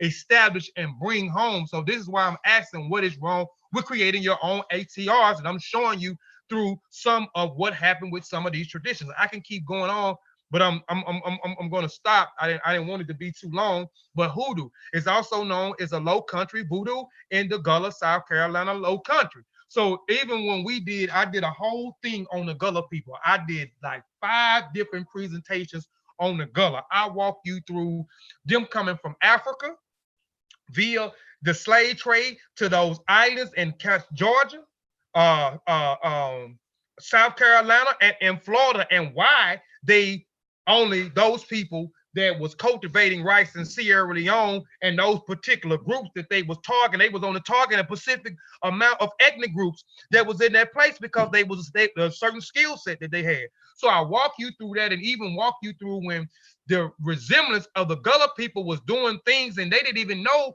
that the people that was in Africa was doing the same things when they was building these baskets, and the way that they cultivated rice, and the way that they cultivated rice, and the methods that they used, and etc. And I walk you through how they was reintroduced to Sierra Leone, and then they started taking their pilgrimage back to Sierra Leone up into those different wars, and them migrating into Mexico, into Texas, and Oklahoma. So, and even the language, when we talk about the pidgin language and these bridge languages, so I walk you all through all that. So y'all can go check that. I think all that's on Kofi Piesie Tv. Some of it may be on Master Warrior Clan channel too. But we also interviewed 2 Gullahs. This is how I got to know King Sosa. This is how I got to know Brother Darius. Which me and Brother Darius found out that we are closely kin when I did my DNA test. So Brother Darius is my cousin. I found out that Brother Darius, who is a Gullah, is my cousin when I did my DNA test. So, and even when we was interviewing those 2 Gullah Geechee brothers, Darius mentioned the word hoodoo. He said that they use the word hoodoo. In their culture and their tradition, and over him growing up, he was a Christian, and then he wanted to see exactly who his people was, where they come from, blase, etc. What we all do. He said they use that terminology as hoodoo. So hoodoo also is known as local. And then when you look at the Gullah people, you also doing in Sierra Leone and Liberia, you see that you see some of the people from Togo and Benin in those areas as well. So you can kind of see some of the influence when we talk about voodoo and voodoo. So hoodoo is also a low country voodoo in the Gullah, South Carolina low country. It is a traditional African American spiritual that developed in a number of West African spiritual traditions and beliefs. So its foundation was in West Africa. It was created in the United States, yes. Hoodoo is a mixture of various African religions practiced, created by enslaved Africans in the New World. I showed you that through Kobe. I showed you that through Wente. Showed you that through Palo. Showed you that through Santeria. We could have went on. I could have showed you that through Shango Baptist. I didn't put Shango Baptist on there, which is a foundation from Africa when we deal with the geographical locations of Nigeria. But these people that went into Krupa, these people that went into Trinidad, and so forth. These religious practices were held in secrets away from white slave owners, followed by the Great Migration. Hoodoo practice spread throughout the United States. The origin, hoodoo is practice of a spirituality carried through the United States by West Africans as a result of the transatlantic slave trade. It is a blend of practice from people of the Congo, Benin/Togo, Nigeria, and others, as I just stated. The extent to which hoodoo will be practiced varied by regions of terminus and slave owners. Enslaved Africans in Southeast known as the Gullah, as well as those in Louisiana. So you can see this terminology, and again, it is a low country voodoo according to the Gullah when you look at South Carolina. But voodoo is very heavy in Louisiana, particularly via Haiti. If you look at a lot of those people, those Haitians, they went into Louisiana. We know that the French owned Louisiana. We know that the French colonized Haiti, had Haiti at this particular time. So the French took slaves to Louisiana. This is why voodoo is very heavily in New Orleans or in little pockets of Louisiana. And they also use the term hoodoo as well as in Louisiana, where people who enjoy an isolation or relative freedom that allow the retention of the practices of their West African ancestors. Roots are hoodoo. And you hear people use that, boy, you putting roots on me. You know, the same thing they use with voodoo, man. You putting voodoo on me. You putting hoodoo on me. You putting roots. So roots, hoodoo, voodoo, or, you know, became interchangeable. And it became a dark tradition. It became demonized. In the Mississippi Delta, where the concentration of the enslaved Africans was dense, was practiced but under a large covering of secrecy. Hoodoo spread it throughout the United States as African Americans left the Delta during the Great Migration. The word hoodoo stems from hoodoo, which is the name of a language of the U tribe in Togo and in Benin. So hoodoo, also the word stems from a West African language. Hoodoo stems from West African language, hoodoo, from the U tribe in Togo, and you also see the U tribe in Ghana. It is the first document of American English in 1875 and was used as a noun that practice of hoodoo, and a transition verb as in I hoodoo you. An action carried out by varying means. The hoodoo could be manifested in a healing portion or in an exercise as a parapsychological power or the cause of harm which befalls a target victim. In African American English, AAE, hoodoo is often used to refer as a paranormal consciousness or a spiritual hypnosis, a spell. A hoodoo may also be used as an adjective for the practitioners, such as a hoodoo man. What is the difference between voodoo and hoodoo? Voodoo and hoodoo, both voodoos, and again, the Gullah considered it as a low country voodoo. Hoodoo is a low level of voodoo, according to the Gullahs in South Carolina. Both voodoo and hoodoo are a melting pot of different beliefs, practices, and religious elements. Both have roots in Africa. Both have roots in Africa. Both have roots in Africa. Both have roots in Africa. Both have roots in Africa. With the aspect of ancient worship, this is where the similarity ceases. Voodoo is a religion that has two markedly different branches. New Orleans / Louisiana voodoo and Haitian, where it's supposed to be, where that's right, voodoo and Haitian voodoo. Voodoo is a religion that practiced by thousands, if not millions, of people. So we know voodoo is something different than voodoo, but its roots is in West African tradition. We know voodoo was created from voodoo, from the Togo and Benin. Those people from Togo and Benin, the Fon and so forth, went into Haiti. And due to a different geographical location, they had to alternate the voodoo system into voodoo because they wasn't privy to the certain things in West Africa that they was privy to in Haiti.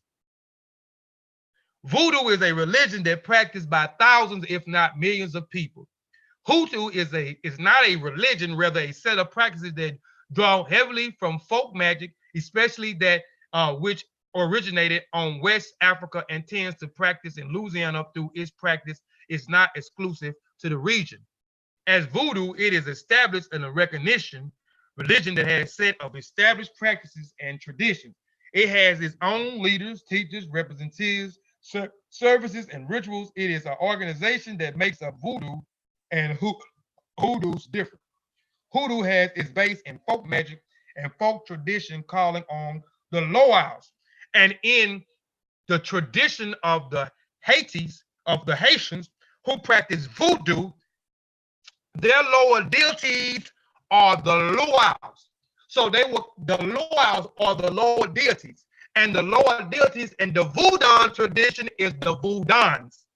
The voodans. So voodoo, the lower deities are the voodans, and in voodoo in Haiti, which voodoo comes from voodoo, they lower deities are called the Luas. using the saint, and we know that during this particular time with the French, we look at the French, they was Catholic and so forth, Catholic Christians. So they began, we know that the Haitians began to synchronize, and not only just voodoo synchronize, you had those other different traditions, African traditions, began to synchronize Christianity in with their traditions in order to preserve their traditions and to hide their traditions because it was outlawed that they could be killed, hung, beaten, castrated, and so forth for practicing their indigenous tradition. In doubt, voodoo practitioners don't worship, though, the Catholic saints. These are my references. And again, I will keep it paused here so y'all can look at my. I don't mind people going through my references, venting my references, and etc. Hey, Kofi, Go ahead. real quick. So I just want to clear the air real quick with Cuban. I actually had a document from your people that deny any existence or any type of link to Africa. They clearly separate their practices from Africa. They say themselves in this entire, this is their statement. This is their statement. Kofi's read it. Yep. Teppenrod's read it. Sutek has read this article. This article clearly states they don't want any affiliation with Africa. They say that it's separate. You know, they pay homage. However, they don't want nothing to do with Africa or Africans. I'm not making it up. I'm not making it up. Hey, Shawn, and even outside of the article, you know, I know a lot of Hispanic people personally, you know, Dominicans, Puerto Rican. I don't know any Cubans, but they don't identify with being African, man. And I had to tell them one day at the barbershop, because my barber, he's Puerto Rican. I'm like, bro, y'all wasn't nothing but a pit stop on the motherfucking slave shit to get to America. You could have easily been, because a lot of them some of them darker than me, and I ain't even that. You know, I'm pretty light. Shawn, you light too. Some of them darker than me and you, bro, and they do not identify with being African at all. And I had to break the science down to them one day, like, and I don't know if it's miseducation or what, but they don't identify, man. Now some of them do. Now I'm not gonna say all of them don't identify, but a lot of them, man, it's just not in their psyche to relate back to Africa. So I don't know, man. Yeah, and we talked about this, brother Malik. No, we talked about this. We had two discussions where we talked about them not identifying as African. We had a whole, and to me that was a powerful bill that we had. It's on Kofi Piesie TV. This was 2 or 3 years ago. You know, we talked about. I even pulled out some articles and things of why they do it. Why the way that they think, and them always trying to sleep and cohabitate with someone lighter skinned than them wanting to be more Spanish than than African. We talked about if it wasn't for the African, it wouldn't be none of the Puerto Ricans, the Cubans, and etc. So we talked about this 2 or 3 years ago, and I even had a conversation with Brother Cuban. I told him about the article. I was supposed to have been sending the article, but I ended up forgetting about sending him the article. You know what I'm saying? So he could see exactly what Shawn. It's some more information behind that article too. Yeah, you know what I'm saying? So he could see, So he could see what, we were talking about. Now, even with the names, I gave the real, the name when we talk about Obey. I said Obey is also in Guyana. I gave the name, real name of Santeria, all these things. I don't know if you missed it or not, but we talked it, and it's just brief. But I mean, we done talked about this numerous times on this channel, as well as Kofi Piesie TV. But initially, like I said, this presentation was, and I'll go back because I like my little avatar, let's go back, is what's wrong with starting your own ATR's, African traditional religion. My little ATR got my hands thrown up, and we took our culture with us. I mean, that's a true fact. We took our culture with us. And I wanted to start the presentation off with how did these ATRs or religions or African spirituality or the way the ancestors actually come about. So I had to take you all back through time and how it developed over centuries, many centuries, how this way of thought or this ideology or philosophy or theology, whatever you want to call it, how did it develop? So it developed with people in a geographical location looking at things around them in nature, so surrounding their geographical location, things that was happening to them in this geographical location. So they began to ponder and ask questions. And over time, they created myths, religious stories, folk tales, and folklores to answer their questions. They're created cosmologies of God and so forth to answer their questions. And then when they began to migrate or when the slave trade took place, they took their culture with them. And then they began to rename it and add things because they was in another geographical location. Because again, the tradition started because they was in a geographical location. And they started asking questions about things that were surrounding them in a geographical location. So this is why I say, what's wrong with starting your own ATRs? I'm asking the question. I have no problem with it. So I wanted to show you that how you get these other different traditions, whether it was through migration or whether it was through the slave trade, and where the foundations come from.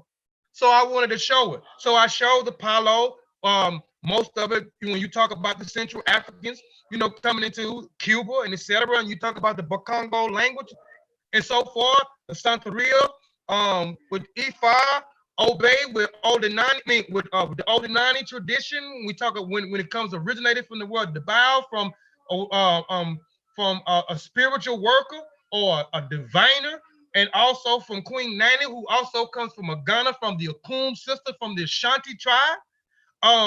Voodoo, coming from Voodoo out of West Africa. The Wente system coming from those different places in Cuba and other places, merging Akum and merging Voodoo together, two African traditions together and creating Wente. So even when we get here, Voodoo became something different, and then you get Hoodoo out of that.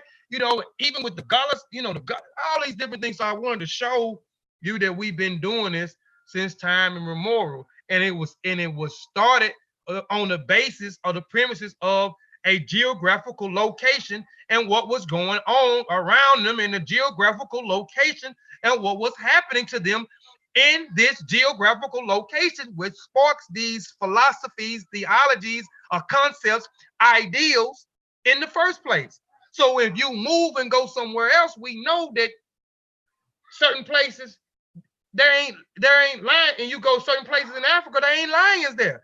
You go certain places in Africa, there ain't giraffes there. You come over here, we ain't got no damn giraffe. You go certain places, there ain't no bears there.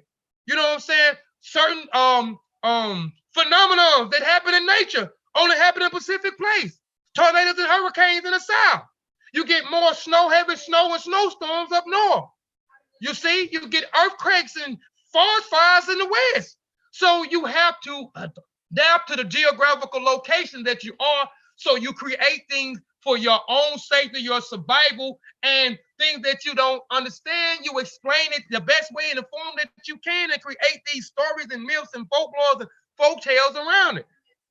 So if a person came here in North America and their foundation is Africa, and they take Gulu Wankulu from East Africa and take Gulu Wankulu and then take some of its foundational principles and then create something in the United States, because certain things that's in Africa, East Africa, we don't got over here in North America. So I take what we got in North America, those elements in North America and those elements in what's name, and merge the two, and I create my own ATR because I started a foundation on African tradition. It's something different. I call it something, majority of it, the basics I have ancestor veneration in it. That's the basic of ATR. I have rites of passage, demarcation stages of life. That's an element of ATR. Pulling libations. Anarchy, when we talk about the cosmology, I have a supreme deity. I have a lesser deity. Then up under the lesser deity, I have the ancestors. So I have the supreme deity, the high deities, the lesser deities, and the ancestors up under there. I have tattoos. I have scarifications that mean certain things. I wear my hair a certain way for certain seasons. I wear my hair a certain way if I'm mourning. So all these different things are foundations. But then I take something and add to it because I may be privy to hurricanes. So I may adapt something different in there for my survival in my culture. Because when you talk about religion or tradition, you're only talking about culture. So in my culture in the South, we deal with those hurricanes and tornadoes. So I have to implement something in my culture for my own safety and my survival for my family. So this was the basics of the presentations. And I know some people may have a problem with, man, African. I mean, you can't be starting nothing.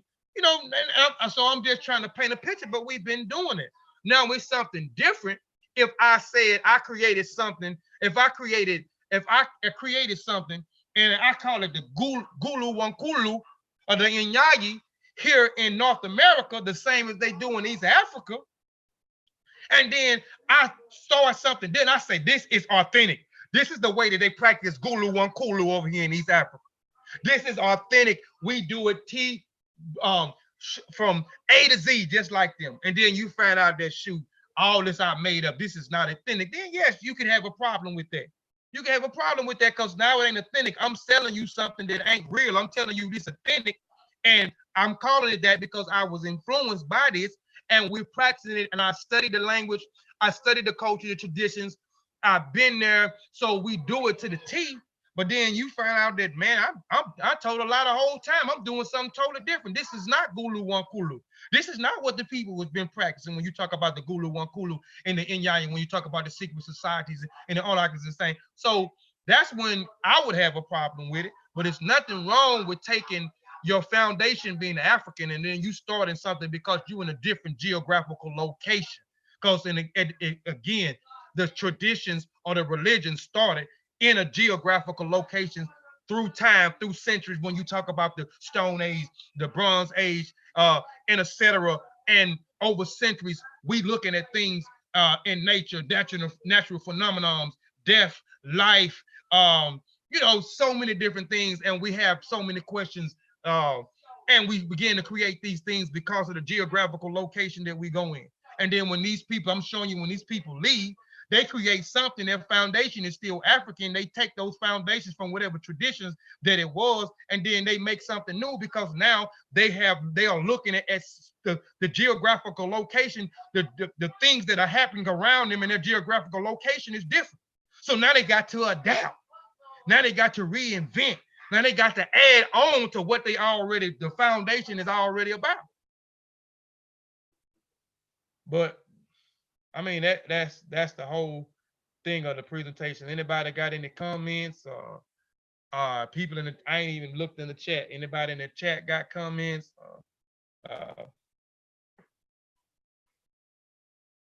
Anybody want to join the panel?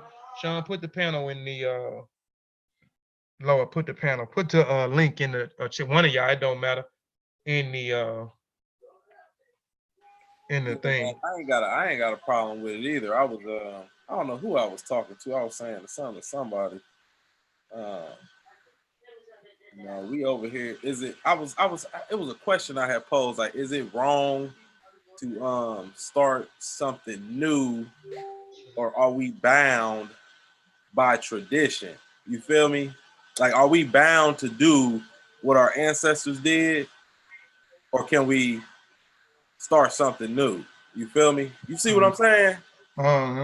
Like, are we like, because people always say, oh, they didn't do that in Africa. That ain't what your ancestors did, blah, blah, blah. But like, we don't live how they live. We don't live the same way they live nowadays. You know what I'm saying? So it seems like people want to bound us to what the ancestors did, you know, or like we can't build upon it or put a spin on it. I don't know. Right, right. But that goes back to people not knowing, like people and you know, people not knowing like how these ideals, these ideals and concepts started in the first place. So that's what I was trying to do. I was just trying to drive that these ideals and concepts started on a geographical location. And the questions came from what was happening to the people on the geographical location that it was at. And the things that they were seeing in this geographical location sparked them to ponder and wonder and to ask questions.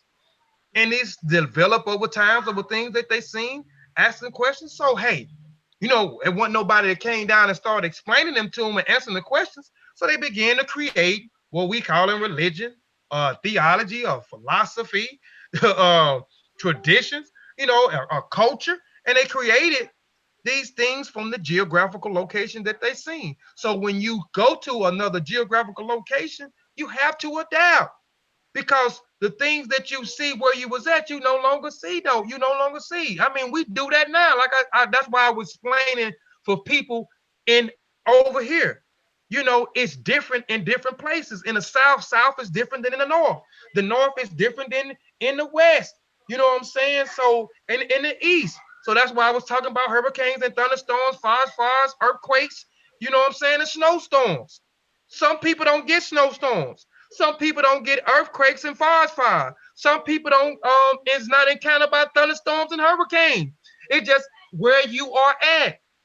So people have to create things, and a lot of these mechanisms was a way to create something for them for their survival and to be safe that they added into the custom, then into their customs or their traditions or what we call a religion. You know, so it's nothing wrong with it. It's nothing wrong with it. Like I'm just saying, if it's you create something and you saying it's authentic to what it was, and y'all mimicking the exact, which is impossible, but it mimicking the exact things that they was doing. Father, what was the rituals? What is the ceremony? The language, the rites of passages. Because a lot of things they were doing in the rites of passages and the stuff that they had and they needed, we ain't got over here. We don't got that over here. So, you know, we have to adapt. We have to create. We have to be inventive and create new things. So it's nothing wrong. Kofi, Go ahead. what if you created your own system and then you don't tell people that you created your own system? It's then assumed that this is a traditional system, and then when people who don't really study the language of the language, how could you extract these things and call it that and then say what you're saying, if I'm making sense? Now, hold on, Shawn. Who's assuming? Is it the onlooker? Yeah. I'm saying the onlooker, the one that's ignorant to what you've created. See what I'm saying? So like, if, all right, for instance, I just left the church, right? I come, I start learning some new information and I'm seeing some things, and then I see you and you got this, you know, this whole aura of spiritualism going on, and then I'm not privy to it or anything like that. At that point, is it my fault for not asking the right questions when I'm ignorant of that which I should be asking? Or should you inform me from the gate, like, hey, look, this is what we're doing. This is our path. This is our way. Some things we include in it, and that's okay. Other things we don't.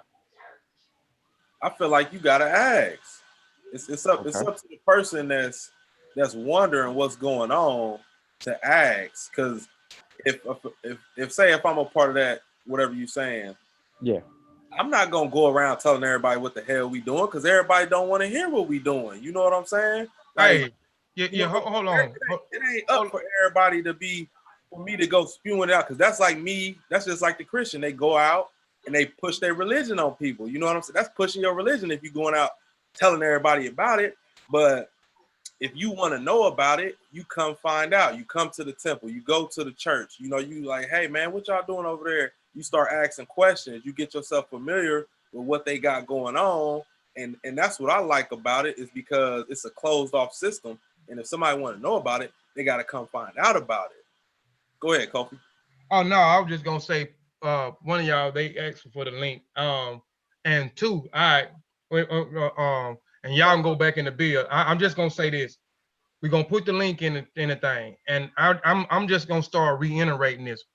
And I say certain things at the beginning of the presentations for a reason. Even when Shawn do presentation, or what's the name, when I'm allowed to speak, before they get into they build and present their information. You know, I always say certain things. I always give honor, honor to the ancestors and the elders. But I always say Fatmu Alafi. I always say Fatmu Riri.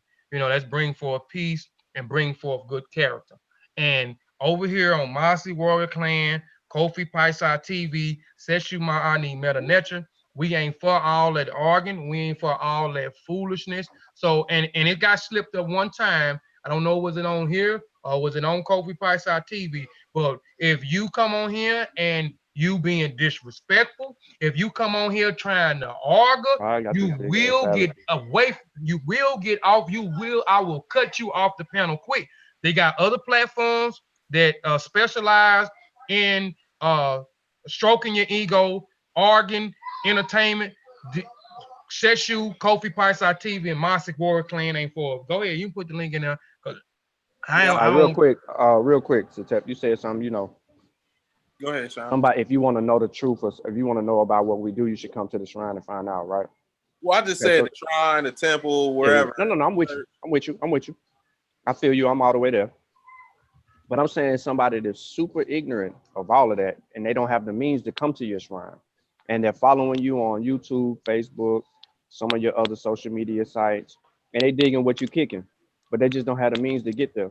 So at what point, if they're in tune to what you're doing, and they've tried to reach out to you, let's say they sent you a few messages or something like that, and they never really got an opportunity for their messages to be seen, and then they start following you more, and then they start picking up on some of your teachings. They're tuned into everything that you're doing.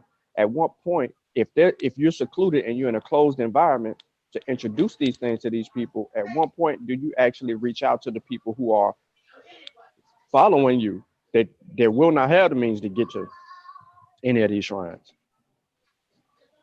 Hold on, say just all right. What I'm saying is, just boil it down and ask the question. Yeah. All right. So, at what point do you openly invite these people into knowing more about what you're doing that don't have the means to reach you and come to these places where you are? Because everybody can't get there. We know a lot of these people don't have the means. I mean, I can only speak what I would do. You know what I'm saying? I can't speak for what anybody else would do. So if I see somebody interested, you know, and they don't have the means, you know, I mean, I don't know, because it's like, okay, if you can't come to me, and if I'm doing it online, that's different, you know. I don't know, Shawn. That's a good question. Like, I don't know, because it's like if we doing it in a setting to where you have to come in, you know what I'm saying, then it won't work out. You interested, it won't work out. But if we like doing like just for example, I use this example, us learning the language. You know, we all show it, like Saber Wujao, he wasn't well, I don't know if he was or not, but I think in the beginning he wasn't like running around saying, oh, everybody should learn metadata this, metadata that. The only people that learn is the people that actually sign up for the class. You see what I'm saying? So it's like you have to show that interest into wanting to do that certain type of thing, in my opinion. And if the means aren't available, I mean, it's just not available. You know what I'm saying? It's just not available. I don't know what other avenues you could do to try to make it accessible to somebody other than the internet or in person. If that answers your question. All right. So, yeah, you did. So let's say that you created a closed environment for people to come in and learn. And I think one of the things that's conducive here is to create those learning experience. Have you, with some of these, I don't know, I haven't done the work, but have some of these people offer classes to bring people in to teach them more about what they're doing in these systems that they're creating?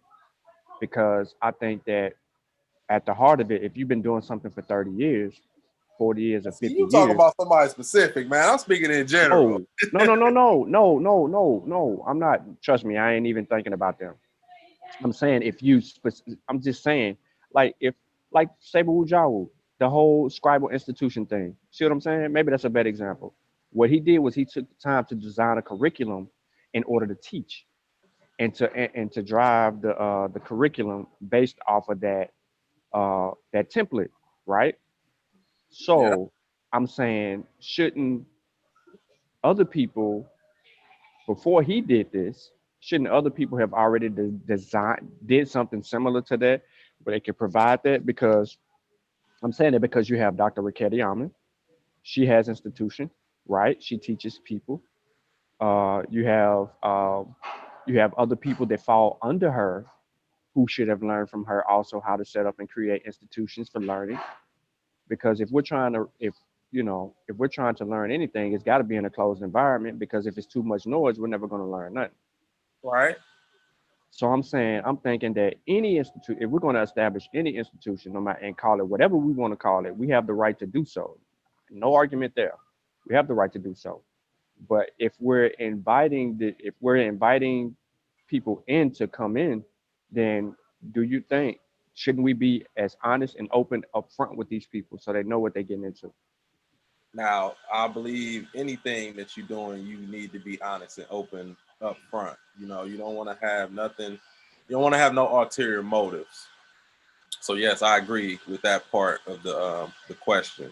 You should let people know up front what your intentions are, and you know where you see this going forward, how they play a role in it. I do agree with that with anything. We got somebody on the panel, man. Anybody else that want to jump on the link, man? Y'all talking in the chat. Come on on the panel. Peace, brother Kofi. Peace. Peace to who's that, brother Shawn? The other brother, I don't know your name. Peace to y'all. Peace. Yeah. What's up? So before I even start anything like that, Shawn, listen, I have no animosity towards you. Okay. You understand that? Cuban, you don't have to apologize. There's no bad energy, yo. It's not an apology. What it is I just want to lay it out there. All right. Okay. I got you. When I joined Team Osiris, right, you've acted different towards me. I did not join Team Osiris to be anti this group or that group. Okay. So just because I'm in Team Osiris does not mean I'm anti Amarai Squad, or I'm not into that, bro. I'm not into that. So I don't think you know that. You know what I'm saying? Because it's like, since I've joined, like I said, you've unfriended me. When I come on, you kind of disrespectful. And the thing is, I understand this is rivalry thing, but I'm not in that, bro. Okay? All right, Cuban, before you move on from that point, I just want to say this, bro. That's actually inaccurate, because when you did make that transition over there, you stopped talking to Kofi. And I felt like that was wrong, because you and Kofi was building like almost every day and y'all had a relationship. But this ain't the show for that. So I just want you to go ahead and get into your build, and we can talk offline about that. Okay. But just to let you know, me and Kofi, we spoke on that, just to let you know. All right. So basically, you know, I'm not coming on here. I personally don't believe in debate. It's more or less just trying to make a correction. So you had stated, I do believe that you spoke to people who said that, you know, who have stated that Lukami or Rigaya de Ocha is not an African spiritual tradition. And I believe that because there are charlatans within everything. So I say all that to say that, Rigaya de Ocha is very African. The proof in the pudding is that when you read, for example, like, say it's synchronized with Catholicism. All right. I used to believe that. I was at a point one time where I was at a crossroad of whether I wanted to go traditional or Afro-Cuban. And what people confuse, and it's understandable why people confuse it, is there's a thing called Espiritismo. And Espiritismo is big in the Caribbean. In Espiritismo is where you will see the Catholicism. But the reason why the Catholicism is there is majority of the people in the Caribbean, they were forced into Catholicism. So they're just paying homage to their ancestor by saying, oh, they were Catholic. Well, let's just say your parents, your grandparents, they weren't Catholic. You say they were 5%ers. Well, at the Bovada, you could have your 120 lessons. You could have your message to the black man. If they were into baseball, you get ball cards. It's whatever that person was into is what you're respecting to them at the Bovada, at the table. Now, in Rigaya de Ocha, I have several initiations, and I'm in an Ifa house. None of the initiations whatsoever is any form of Catholicism. So there's a misunderstanding, which I understand, and there are people who intentionally put out information out there to mislead people. There's the shoes on the other foot where there are people who misrepresent traditional. Right now in Oyo, in Nigeria, there is an issue going on between Aborishas and Babalaos because of individuals coming in trying to influence them with Islam. So it's like within everything. It's like, for example, if you look at Kemet, you have differences of opinions on Kemet. You have differences of opinion on whether this is correct to practice it spiritual wise, or is this correct as far as pronunciation of the Metanetter? It's just within everything. And so my thing is just as an initiate in the tradition of Rigaya de Ocha, I am more than sure that there is nothing but African tradition within it. And I personally, the last time Kofi did a presentation on it, I hit him up. Great presentation, just like this presentation is a great presentation. So it's not to take away from anybody. It's not to be like pointing fingers, say, ha, you guys don't know what you're talking about. It's not even about that. It's not even about that.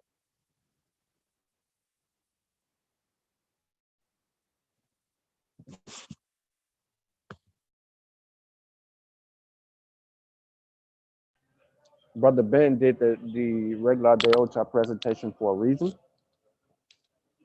And he did that to actually bring clarity. He didn't take a piss or a dump on that system.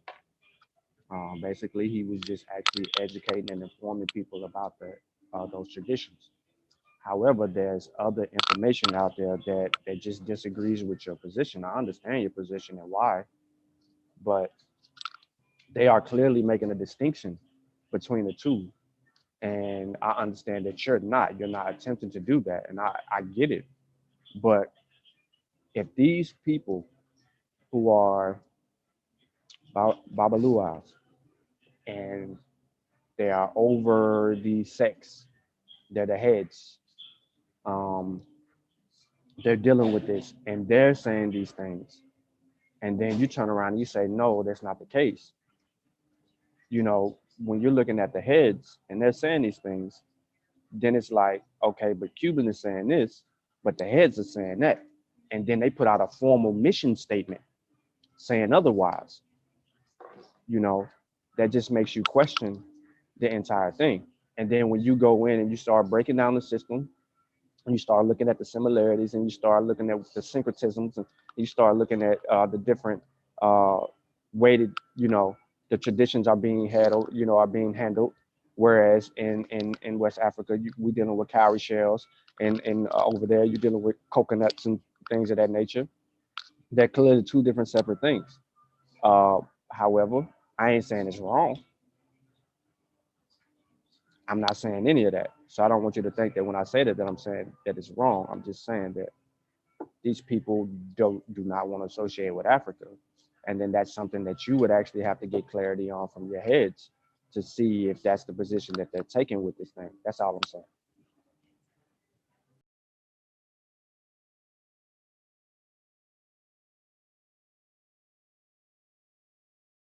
All right, we got who that Rabon, that's you in there. We Yeah, got a yeah, couple. yeah. Yeah, What's I'm in up? there. What's happening? Ain't nothing, man. Peace, man. Peace to Peace. the chat. Y'all here, West Africa. I see what's going on. I gotta come in here. That's peace, man. You know, I don't know. I don't think no one that I ever seen. I don't think people have a problem with people starting their own thing. I mean, go for it, do it, because we need to know the history. For me, and my position with that is, as we in a different day, we in a different time, and you pointed one major thing out. The environment is what these people grab the ideas to create the things that they were doing. But in the reality, when we strip everything away, it was all about providing food, clothing, shelter, and or have a specific law and order inside the community. And rituals are based off of all of those, the same as stages of development, etc. So I don't got a problem with that. So we're here in America, I think we do need to do that. But the major thing why I talk about those things, even though I don't believe in them, I talk about them because with those cultures and those initiation systems, which are called secret societies, that is where we learn our history from. And then it's through that avenue is how that got transported here in America. Because there's no book of Ifa. There's no book of whichever one we recreated over here. There's no book. The reason they know it and they can recreate it is because it was those initiation systems. And I think that as far as dealing with family, because we have a problem with family, we have a problem with social economics, I think those things should be instituted. That's just my complete opinion. So if somebody does that and makes a system like that, I'm all for it. But I don't know. I never seen no one say everything we dealing is a recreation of something. Everything. Islam, there's 73 sects of Islam. Might as well say 74 now. Count Nation of Islam. There's numerous sects of everything is a recreation of something, man. You know what I'm saying? And they use it to benefit themselves in the time. And it's going to all boil down to the same thing, providing food, clothing, and shelter, and the protection of the community and their family and the lineage. So, I think it's peace, though. You know what I mean? To keep up the build. Yeah. I agree. And that's what I was trying to establish. What you were saying with this presentation. I mean, everything had been reinvented. So I just wanted to show those different African traditions, but to set the foundation of how the traditions was actually started in the first place. Again, because of the geographical locations that that they was in, and the questions that they had uh, in this geographical location surrounding them, and the things that was happened to them in a geographical location. So when you leave and go to another place, you have to adapt, and your foundation, you take your foundation, and things change. So you have different, you could say different sects or denominations, most Christians would say, or whatever the case may be. So that was my whole thing, was just establishing there's nothing wrong with doing it, because we've been doing that since time immemorial through migration, you know what I'm saying, through the slave trade, you know what I'm saying, and it's all predicated on the day and time. That's why I talked about I keep saying the ice age, but the stone and bronze age, and so far, and going to other countries, you know what I'm saying, there's different things you're privy to in certain countries that you're not privy to when you go somewhere else. So you have to adapt. You have to change. Hey, Kofi, I think Sanel trying to get Oh, in. okay. Yeah, I see him. Let me get him in here, man. Brother Sanel. Peace, brother Sanel. Peace, peace. Brother Sanel. He must. He gotta load in. He probably Oh, load in. He yeah. keep happening to me. Yeah. Yeah. Yeah, man, I was excited when I found out all of Oh, them okay, I'm here. I'm initiation here now. systems, man. I was excited because I Oh, realized that's how we got the culture here. I was like, oh, so it's not just Poro, it's not just Sandy, it's Oro. And I'm like, where'd this come from? And then I'm like, then I see what happens to the people when they get to the Caribbean. Then I see the confraternities that's built there, and now I can see how it got here. So that's crazy when you think about that. it's like an unbroken chain. Yep. Yeah, man. see, that's the beautiful part though, because along through that tragic experience, we was able to bring that culture here with us. You dig? Even if it morphed into, you know what I'm saying, Lukumi, you know what I'm saying, Santeria, or whatever it turned out to be, still that's a syncretized African spiritual system, you know, and whatever else they use to get free in this side of the world. You know what I'm saying? So then that's the biggest part. I just ain't know if it was like this idea floating around YouTube world that you know what I'm saying, you pseudo if you choose to subscribe to something. I don't think that's what, I hope that's not what a bunch of Africans is online doing. It's questioning people's intelligence based off of if they believe in something. I think that's a bad way to go. I don't think that's the direction. I know that's not the direction I'm taking anything I'm doing. You know what I'm saying? Is everyone has the absolute right to subscribe to whatever they subscribe to, period. That makes you build civilization, that makes you treat your fellow man and woman the right way. I have no problem with it. That's not when we on our online learning thing, you can leave that when you click enter. You dig? Because we just building over here. It ain't nothing about trying to tear down no other spiritual system or suggesting that we don't subscribe to a spiritual system. That's just, in my opinion, just unhuman like. I saw somebody You asking don't a have to. question. Oh, go ahead, Sam. My bad.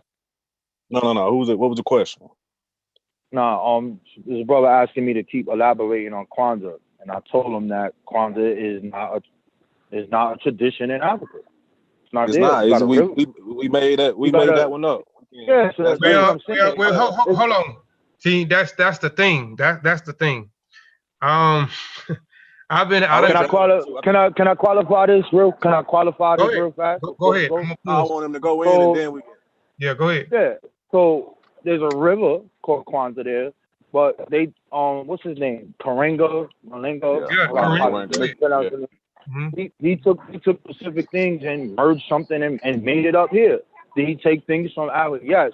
But if you looking for that individual thing with that the way that he did that, that's not there historically. That's all I say. Yeah.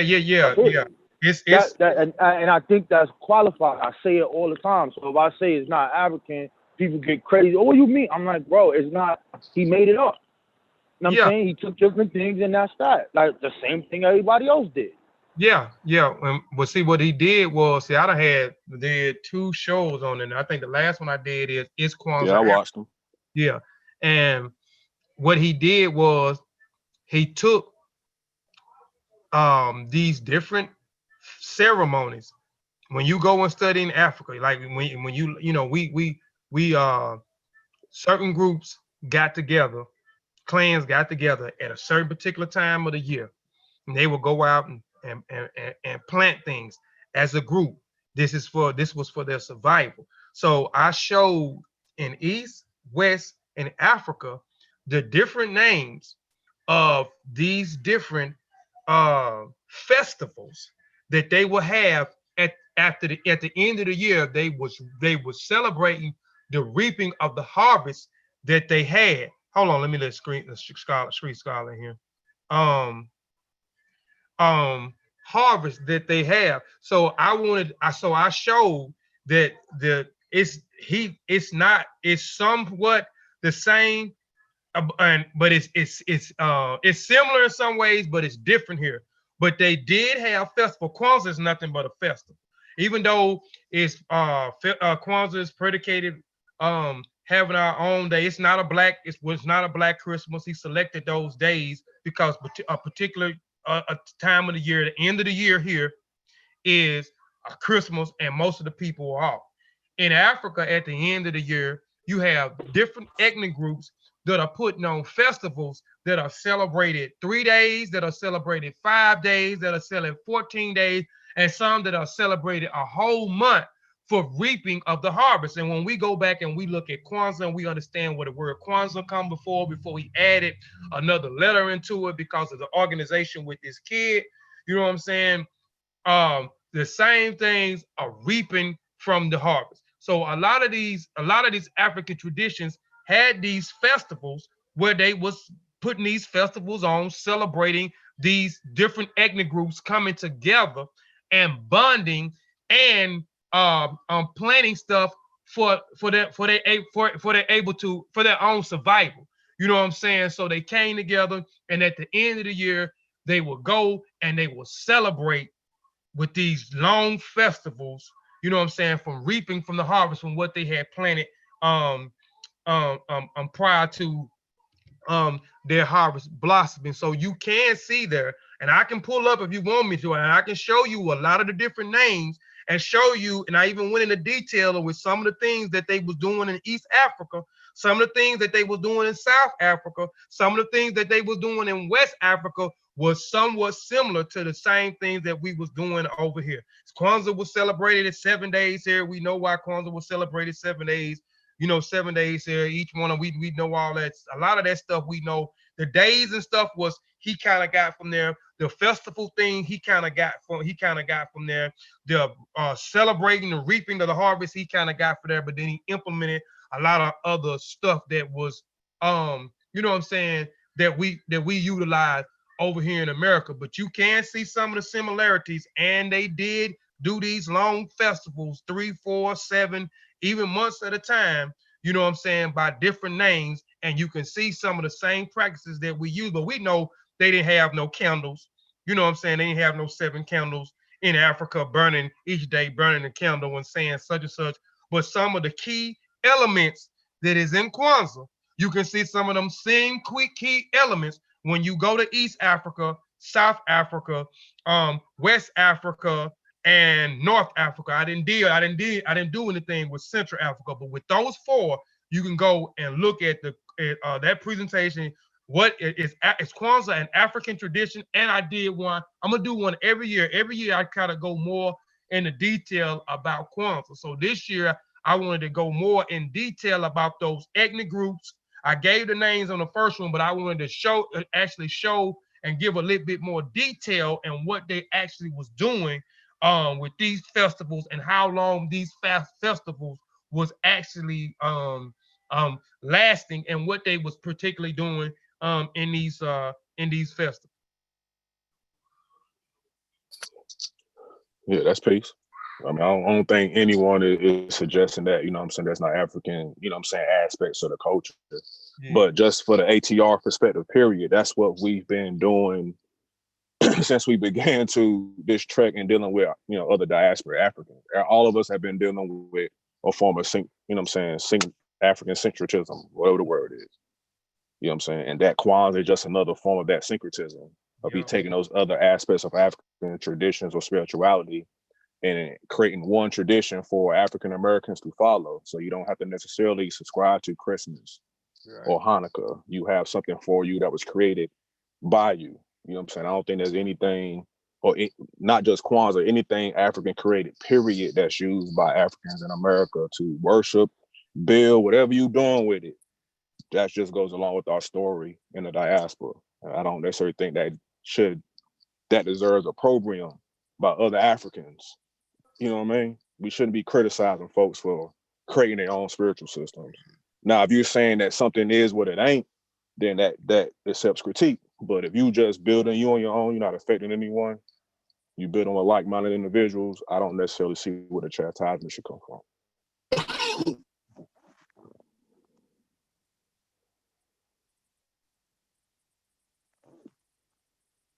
Gotcha. It's just that ahead now. What happened? No, we here. I think a lot of these guys would be angry Christians, man. You know what I mean? The real ones that really bang on people dealing with stuff, they just ain't Christians. All right, so let me ask y'all a question. Do y'all think, from y'all studies of West African tradition, is there any superstition in what you have come across?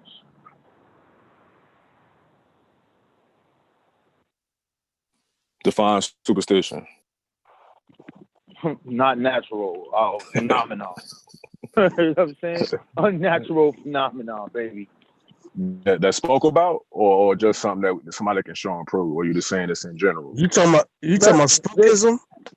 Just in anything, and from what we know. Yeah, I run across it. Yeah. So if I say, okay, it's a lot of superstition. It's a lot of superstition, and yeah. All right. I'm team spooky, and I ain't got nothing to hide from it, and I don't, I'm not ashamed of it, and I don't debate it, and if people is not into that, that's everybody's right. That's everybody's business. That's everybody's path. It's not that's the thing about all this. It's like, it's nothing to argue. Not say we're arguing on this panel, but other people argue it. It's nothing to argue. Because at the end of the day, it's that person's life. You're right. You're right. And I say this all the time. So I don't care if you believe in a tree. If it's making you right and that's right and exact to you, then hey, go for it. If the tree is giving you principles, whoever wrote it, all right, go ahead. Now, when we talking about history and historical stuff, and we talking about science, and I bring this to you, and you like, no, this is how it is. Now that's where the problems come into play. So here's my whole thing. I tag Kofi to my post. This is just what I see and what I get around. So I'm looking at all of the people. We are just now being re-educated into what a West African or what an ATR really is. Like, what is that? What really is EFA? Then some people go into depth in it. Some people might get initiated, or some people read multiple books on it, and they're like, oh, man, I thought voodoo was spooky at one time, and then I really looked at it and be like, wait a minute, this is not what the white man told me. This is different. So, but with that being said, I see that most of these people have been a part of Abraham's faith. And now they found out they've been bamboozled, that they've been lied to. And they become a part of ATR'S. And then they make up their own understanding to these things and try to eliminate all superstition as if there is no superstition in it. And they use their newfound understanding to get at the people who are dealing with the Abrahamic faith. That's what I see that's going on. I just think you angry still. You're still mad. Because at the end of the day, if you're dealing with honesty and integrity, there is beliefs that is a part of these systems. And you're still a believer. You just believe in your African belief. And I'm all for it. Hey, do it. If it's African, go for it. But then other things come into play. That's just my understanding on what I see what's going around. That's how I take it. Because everybody now, everything, if you talk about Orishas, no, it's only dealing with aspects of nature. There's no superstition with it. The voodoo, no, those thousands of louds, no.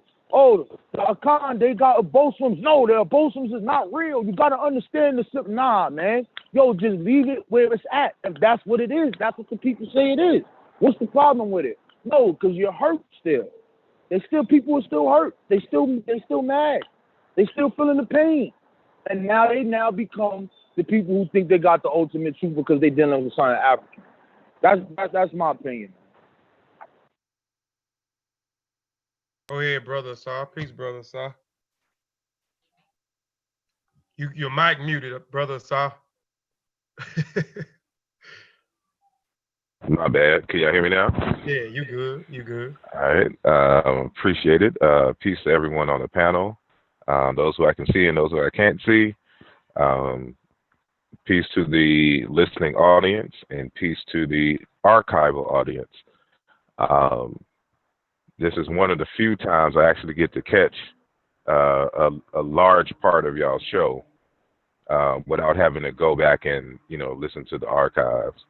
So it's a very good topic, and this is something that I have been stressing for a number of years, And this is based on my initiations and study of traditional African religions.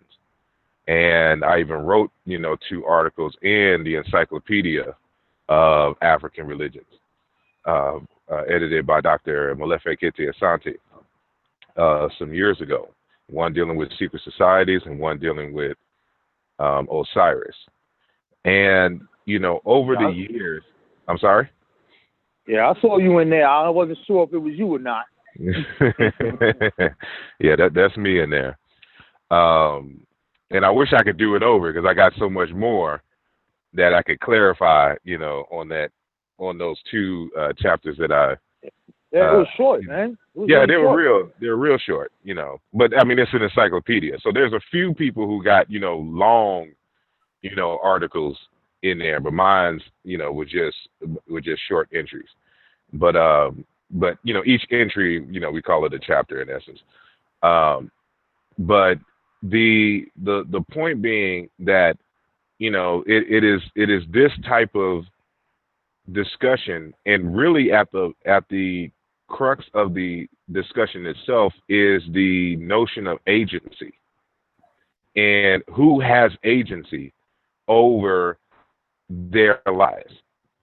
And what a lot of folks who are coming into traditional African spiritual systems, in many respects, they don't understand their own agency in this process, and not understanding that what they think is quote unquote pure and authentic African religion, in fact, is not. It is a modern variant that has been adapted for their current circumstances. And so, for example, the E5 that they practice today is not the E5 from 500 years ago, although they carry some of that in the modern times. Right. But this is with any group around the world. And so when you open your mind up and stop being dogmatic, because just like I think it was Brother Rob Bourne was just saying, they're bringing certain kinds of perspectives and worldviews and habits from the Abrahamic religions into the African religions, And then there's also those on the African side who want to try to preserve what they understand and know as their tradition, and don't want to see it changed from outsiders. So even though we consider ourselves African people, we would still be outsiders to those particular traditions because that is not something that we grew up in. But this is in part, as I stated in the chat, one of the reasons why I started the Aluja series, because I wanted to get deep into what these particular types of concepts really were in African spiritual, cultural, and religious systems, so that we can take the essence of what that is and what the intents are and recreate it here ourselves, for ourselves. Because, trying to get everybody to fall in line in any one or two particular African spiritual traditions is not going to happen. Because regardless, the millions and millions of us that exist, these things are still going to be foreign to us. It's not something that we see. We just don't go and see cola nut trees and, palm wine and, certain types of animals and do we just don't do that. That's just not our environment. That's just not our social circumstance. So it's still going to be foreign to the most of us. But if we create something ourselves that is authentic, the vast majority of us will, in my prediction, will adopt it because it comes authentically from ourselves. And if everybody understands the intent, everybody understands the crux of what we're doing, and things of that nature. So there's this one proverb that, and let me back up a little bit. If you really want to learn African wisdom, study a gang of African proverbs. Just start collecting them and reviewing them periodically. That's where you're going to get the crux of the religions and things of that nature. So that's just a hint for those who are listening, who are really trying to understand our culture in our worldview and perspective from the continental African side. And there's this one proverb that I cite in the Bakala book, where it says that just because you have a family farm doesn't mean that you can't create your own plot. Meaning that you can inherit something from your family doesn't mean you can't go off and recreate something. And then there's this other, it's from the Bairu people that I always quote. It says, a child who has never left home says, my mother is the best cook. Right? What they're fundamentally mean is that you won't know what is really true or not until you are able to leave home and explore the world, to get knowledge from everyone else. That's why they say knowledge or wisdom is a flower that is grown in the yard of one's neighbor. Meaning you have to travel, you have to go and experience life with others. And what's also deep about that is what they're understanding is that even if you have a particular tradition,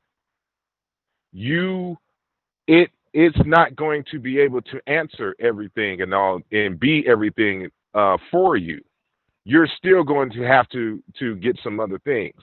And so when you understand that proverb, and then you actually understand traditional African religions, and this is something that I'm going to be writing for the journal that our good brother Ben, Brother Black Panther, has started for the second one. And so I'm going to be dealing with, I wrote a version of it, some years ago, but it's going to be updated and put in this text. It's called The African Superhighway of Wisdom. The African Superhighway of Wisdom is a series of routes in Africa where wisdom seekers would travel to get initiated into other people's systems, and they would bring that information, and what was usable, they would kind of rearrange and adapt into their systems. So this is one of the reasons why I say anyone talking about like their one particular tradition that this is the true way to do it is they haven't traveled. They haven't been a part of these other systems. They're not part of the highway. And so I give examples from living folks and as well as stuff that you can find in text that support this. And so with that in mind and seeing all of these things, we have to be able to create something for ourselves that can help us solve our own problems. And then I'm doing a show, I've already started preparing for it, because when you get Aluja Volume 2, for example, I do a chapter on Ma'at. And I go through the linguistics. Y'all know I like linguistics, so I'm doing the etymology of Ma'at. And I decide that, again, we need to recreate or create our own authentic systems here in the United States. And so this system, I've named it basically Ma'at, but using a more modern variant of the word Bolingo, or you could say Molingo or Malinga. And it's just a word for love and hospitality, but more so open-hearted sharing. And so when you really get into the crux of what the core of African spiritual traditions are, at the core of it is really just hospitality. How to be hospitable to your fellow human being. And it is this basis of hospitality, of open-hearted sharing, that you get the rituals for giving offerings to deities and to ancestors, because they are a part of our family, according to the tradition. And so this is what you're seeing is a way to keep in the minds of the people how to be hospitable and how to share what you have. It is that sharing that actually helps the Homo sapien sapien become the human being. And so we have to figure out a way to make that the core, the center of what we do, without necessarily bringing in some deities or gods or whatnot that will freak the people out, because they don't understand what a god is, which I actually answer in the particular text. And so I'm being long-winded now, so I'll just stop there. Oh no, that was good, man. That was a good breakdown, because I couldn't. I've been trying to explain it for a while, and the way that you just broke it down, man, that was good, man. You slowed it all the way down and broke it down, man. So that was good. So basically, you know, they teaching how to be the highest. This is what I say, the highest human being as possible. When you talk about hospitality, when you look at African traditions, you always hear them talking about good character, cultivating and building good character. And within good character, you have what is called meaning in good character, you have hospitality. So hospitality is a trait of good character. And you see this throughout a lot of the, hold on, Chavis trying to get, hold on one second. Let me get Chavis in here. I don't know my thing. Hold on. All right. I don't see him. Okay, hold on. I see two people in here. I don't see him no more. Hold on. All right. Let me see. I see him now. All right, he in here now, man. Sorry about that. I had it on the what's the name. But yeah, I agree with everything that you were saying. I've been like I said, I've been trying to break it down, but you broke it down. That was very good the way you broke it down. Anybody else? Chavis, what's going on, man? Hey man, I just want to say something real quick, dog. I saw that made sense. I appreciate what you just dropped off. That was jewels, much needed. That's all. Because Kofi presentation was garbage, and then when you brought clarity to the situation, like you always do, that kind of helped me understand things a little bit. So You know, I can't do it. Nah, you suck. Nah, I'm just playing. Hey yo, Kofi. Yeah. Hey, yo, did you come up with ATR? Peace, Shawn. What you mean? Did I come up? What you mean? I come up with ATR? Is that your inception, the ATR, African traditional religion? I mean, I don't like those words. I mean, I understand why where the term comes from, African traditional religion or African religion, or even the word African spirituality. I mean, to me, no. I was gonna give you credit if you came up with that, because Alan know I be getting on Danny because I don't like Creole. That's those words that particularly people outside of our culture put on us. I think it's important for us to begin to define our own reality, and then regardless of whatever school system is saying, we have our own understanding of our culture. So I don't like Creole. I use Atlantic African or something like that. You see what I'm saying? That's to kind of take away those connotations put on that type of culture, particularly when it comes down to that Creole culture. But if I was going to give you props, more or less. Oh no, I didn't create yours. Yeah, no, I didn't. Yeah, no, I didn't create the ATRs. Like I'm saying, I use them because when you look at works, you see that over here, you see that over in Africa, they use ATRs. You hear the word African traditional religion, you hear the word African religion, you hear the word, especially over here, you hear African spirituality a lot.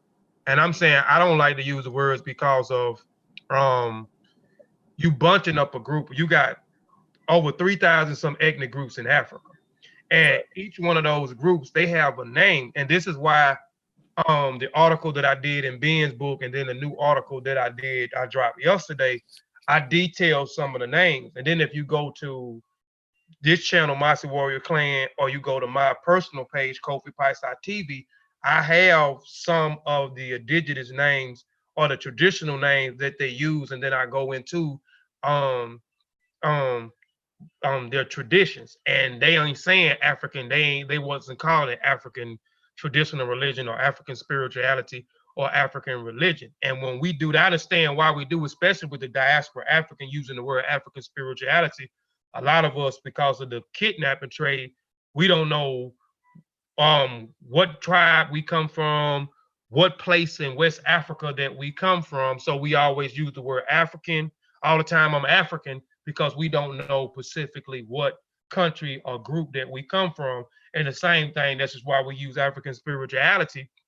And I wrote this in my article too, is because we don't know, like we don't know the group, so therefore we don't know what tradition that they practice. And so we just say African spirituality. And when we do that, my opinion is we group in all those ethnic groups into one. So that's why I said last year I said I'm going to make it my duty to present information on each one of them. So I done the Gulu on Kulu, I done the Akum, I done the Ifa, I done the Voodoo, the Voodoo, I done Odenani, and then me and Brother Ben gonna come back and we gonna do Fataru. I also did the tradition in the Bakongo. I did a whole series. I think I did like 5 or 6 different parts on there. So I done touched on a lot of them. So I'm just trying to, get people just to pronounce them by the different names and get away from African traditional religion or African spirituality and get them familiar to what these people in these different countries in Africa actually call their different traditions. But nah, I didn't come up with ATR.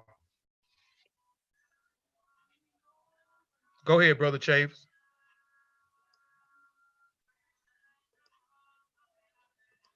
Oh no, man. I just want to say, I appreciate y'all, especially you and the SAR, man, like really, really giving the people this like detailed information, man, because it's really needed. It's a lot of misinformation and misunderstandings. And like as far as like with the renaming thing, I think Asar is doing a good job with that chin or into. Like if people really read that man work, they'll see that man doing some profound stuff, man. He really, really put in some work. Just like you really, really put in work on that particular area that you specialize in. I just wanted to, just let y'all know y'all doing a good job, man. Appreciate that, man. Anybody else, man? Anybody else? Because over here at the Mossy, we appeal to Kofi. Y'all don't appeal to me. Just want to let y'all know that. Over here at the Mossy, we appeal to Kofi, you know what I'm saying? Kofi is our elder. We sit at Kofi's feet, you know what I'm saying? So when it is written 3,000 years from now, they can be like, Kofi Piesie was a bad mama jamma. I ain't no bad mama jamma. Hey man, you did a good job on the presentation and all that. Yeah. I hope people got like the gist of what I was talking about. I mean, we talked about it on the Dagwood Squad. Talked about it before I even started running down some of the stuff on my new article. Assad just kind of touched on some of the things also that's in the article that I put out. So we just trying to bring some clarity. But even with this, with the ATR, we've been doing this. I just wanted to show we've been doing this through time immemorial, and continue to show. I mean, and just showing that those ideals and concepts, man, because I know a lot of people don't read my articles. A lot of people don't look at my presentation. So I have to keep repeating myself, but me just saying that, just trying to lay out how those ideals and concepts started so I can lay down a premise and show you all these other different traditions that actually rooted in African traditions, and they started their own thing because via another geographical location. And those ideals actually started again with a group of people in a geographical locations wondering about things that was going on in their geographical locations, the phenomena of nature, things dealing with animals, women giving birth, where do people go after death, what happens after death, what's in the sky, you know, fire, what these different elements, where they're coming from. So they began to create things, you know what I'm saying, to answer the questions. So they began to create these myths, these folklores, folk tales, cosmologies, and so forth in order to answer their questions. And then when you migrate or you are via the Atlantic slave trade, I wanted to show that these people took their cultures with them, but because of the geographical locations that they are now, they have to make changes and make modifications. Brother Assad just said the same thing when he was breaking down um, what he was talking about. So, you know, and I just want to make people know that my stance, I have no problem with people creating their own traditionals that is kind of rooted in African culture or African traditions or the way of the ancestors or whatever you wanna you whatever you wanna call it. And I just wanted to show, hey, we've been doing it through time immemorial. That you look at this, that you know how they did this, that you look at this, that you look at this, that you look at this. So I just wanted to show, you know, those different traditions that was rooted in other different traditions with the voodoo becoming voodoo, um, Obey from the Odanani, and Akum Wente from the Akum and the Voodoo merging and creating Wente.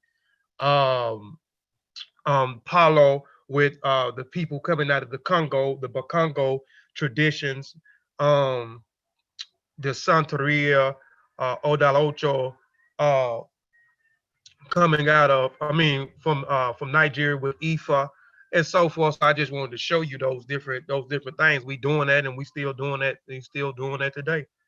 So that's all I wanted. You know, just make sure Yeah. people understand where I was coming from. Yo, that's peace. Is Shawn still there or he left? Hello? You? Yeah, yeah. Yeah. We still here. Yeah, I'm here. I'm just on mute. Yeah, I want to ask you a question. You said you got that book. We are the elders, right? We are the elders. The way of the elders, rather. Yeah, the way of the elders. Yes, I had that text. All right, I'm gonna add on to something. I want to know your understanding on this, right? So this is chapter 15, right? And I really want to know what your understanding is on when they saying spirit. And in the West African tradition, what does that mean? So it says, throughout every thought, deed, and action, we aim to serve spirit. We do not set aside only one day, but make every day a day for worship. Spirit keeps us mindful by communicating to us through the symbols of creation. We take responsibility for our actions and learn from their consequences, which revisit us through the many signs of nature and our environment. As spirit reveals itself all around us, we are conscious of the work we engage in, the relationships we maintain, and the rituals we create. So I'll stop there. Well, what is that breakdown of what are they meaning when they saying spirit, that we serve spirit, we worship spirit? What does that mean to you? Or what did you come across?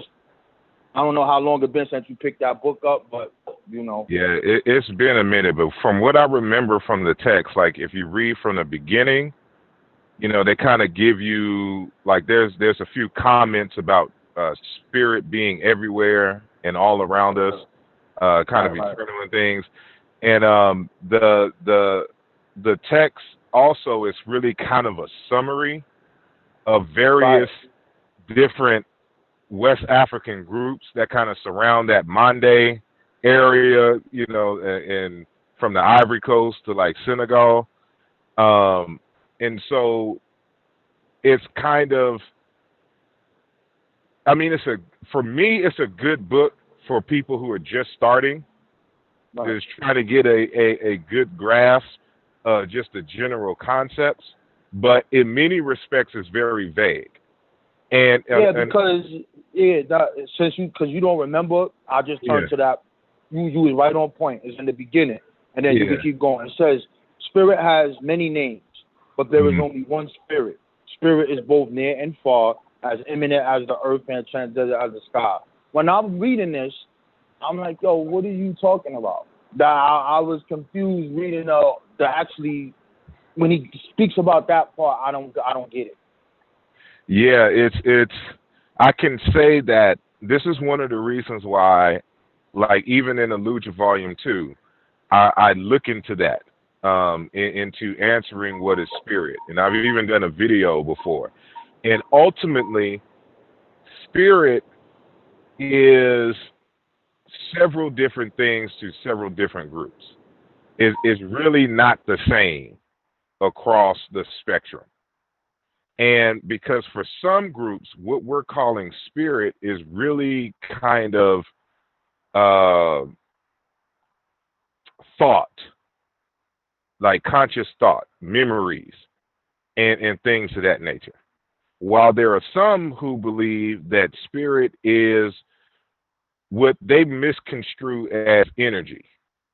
And so understanding what energy is a property of matter, of physical things. What they are saying is that spirit is like the reflection, the invisible reflection of physical matter. So they're still thinking it's an entity that kind of moves and permeates and gives animation and power to things. And with that said, there's an additional layer to that, in that they believe that spirit is one, conscious, and two, that it responds to human communication in a similar way in which human beings communicate with each other. And so this is something that people have to kind of realize when it comes to not only just spirituality in general, but just everything, that human beings are human centric. We relate everything in a way that we think it would be human. You know, we humanize everything. That's what I say. That's why we can see Santa Claus or Jesus in the clouds, you know, some cumulus clouds that you see in the sky and whatnot. And we animate animals to kind of walk. And we, even when we create aliens in our movies, they have to have some features like human beings. So they have to have noses like we have, you know, they walk on two legs and stuff like this. So even when you read, for example, the Abrahamic text, both in the Quran and in the Bible, God is described as a man. You know, and so it's our human centeredness that we project. It's our human self that we project into the quote unquote realm of spirit. So that's why we could communicate with them like this, that they are actually concerned with us and stuff to this nature. So you know, when you have those type of extremes, that, you know, spirit is a thought on one hand, so that's why, like, you know, you certain music, they say, has certain spirits, you know, saying too, is because it just has certain, it implants certain things. You even see Dr. Amos Wilson talking about this. You know, people's culture is a spirit, it's a thought. So you have it in two extremes. You have the thought aspect of spirit, and then you have the perceived physical form of energy, or the flow of energy with a particular type of consciousness. And so you kind of see it mixed, those two extremes kind of mixed in everyone's spiritual traditions or whatnot. And so I give an example for in Illusion Volume 2, where Fukiao is talking about the spirit and spirit world is just memories, consciousness, the accumulated knowledge of the people. And so that gives, if that is the case, that gives a whole new perspective of what we're considering the spirit world. It's just the collective consciousness, you know. Yeah, and so right. And that's why it's confusing. Yeah, because even Fukiao, when he talks about God, he says it in the same manner what you just said. But understand, Bantu spirituality is different than, say, Ifa. And so this is one of the things that we have to be careful with in terms of, how should I say, lumping everybody together. And so that's where a lot of the confusion comes from. And so we think that, like when you get into Bantu religion and spirituality, it is more primed to science and how they understand things. They're more open. It is more along those lines. Versus like when you think about Ifa in like ancient Egypt and even the Akan system are more clustered together with the deities. Like you go into Central and South Africa, they don't have a pantheon of deities. It doesn't exist. The biggest thing is ancestors. And you missing creation stories too in the Bantu. Not necessarily. Because well, how should I say? It depends. Like when you read Crater Mutua, you get some of those stories, like some of those creation stories. But in many respects, but it wouldn't mean like from a plant or something like that, right? Like let's say like they'll say the people came from a plant or a Shyamalan. It won't. A lot of them don't say, okay, God created everything and goes in that order. It'll just start saying these people came there's quite a few that even Fukiao gives you that, but it's a different. This is what I'm saying. Like when you read Fukiao's African cosmology, Bantu, it is the language that is used is just science. They're saying a fire force, an all-encompassing fire force. The Mbungi. Yeah, so with the Mbungi, it's like a word for empty space. Right. But that's what I mean, though. That's what I mean. Meaning it's different. It's not the same as saying spiritual, invisible force which created everything, and his name is God, and it's everywhere. It is said in the but it is. You got to read his Simba Simbi as well. I got that. So this is something that and I'm not here to promote my book. I try to avoid promoting the book, but there's parts of this discussion that I lay out, in that text because of these types of conversations, and like one of the things that you're going to find that is very dominant in Africa is this concept of God being existence itself. And that there are aspects of it that are hidden, and why you can't accurately describe what God is from their perspective. Because in order to do that, you would have to exist outside of infinity to be able to look upon the infinity and give an objective, view. And so it's impossible to do that. And so this explains why God is so-called dissonant, isn't worried about human affairs. Exactly. And that's the biggest difference between that and the Abrahamic faith. There's no jealous punishing God. Yeah, that's it. That's not the thing, but it's more than simply that. It's the logic behind that. Because if God is an infinite, existence, it can't collapse itself and move in one direction to be concerned and deal with, your personal things. That's why they appeal to ancestors, because they believe that ancestors are in a position that they are kind of closer to the eternity, but they're still identifiable, and can do things and assist us in our lives. And so this, again, comes part of our human-centeredness, because we believe that when the ancestors go, that one, they keep their identity, and that they'll still be concerned with the family. And so that they'll work on our behalf, because that's what family does. That's what we do as far as a community. So we project our sense of self and community onto, the ancestors in the ancestral world, which may not be true. When, if we was to do a serious analysis of it all, but it comes from a good-hearted, human-centered space.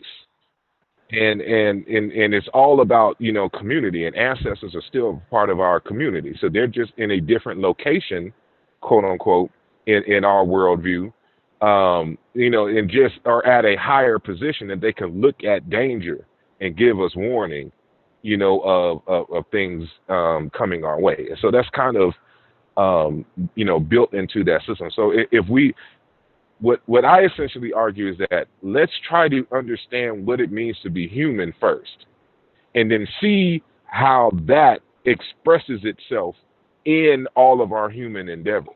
When you see the humanity, the human side of things, then everything else, in my opinion, is easier to make sense of. All right. Last question for you. What do you think about what's his name, John M. Beatty? What do you think about his understanding of God, spirits, and how he defines African religion? Yes, the late Dr. John S. Mbiti, who recently passed away, I dedicated Aluja Volume 2 to him, because that's one of the early books, way back in the late 90s when I started college, that was assigned to us in our African religious courses. It was John S. Mbiti's text. And I think that he has a lot right. I think that there's a reason why it's kind of a timeless text. But at the same time, there's certain nitty gritty things that, maybe his Christian background has kind of shaped. That's what I get from him. Yeah. That's what I get. So, like, see what you just broke down about your understanding of spirits, right? Uh-huh. He'll have it like in a diagram, and then he'll say nature spirits, human spirits, sky spirits, and earth spirits, and wrong spirits, and besides God, there are these spirits. And I was like, wait a minute. Whoa, bring it back. But go ahead. No, but I want to say this too. And so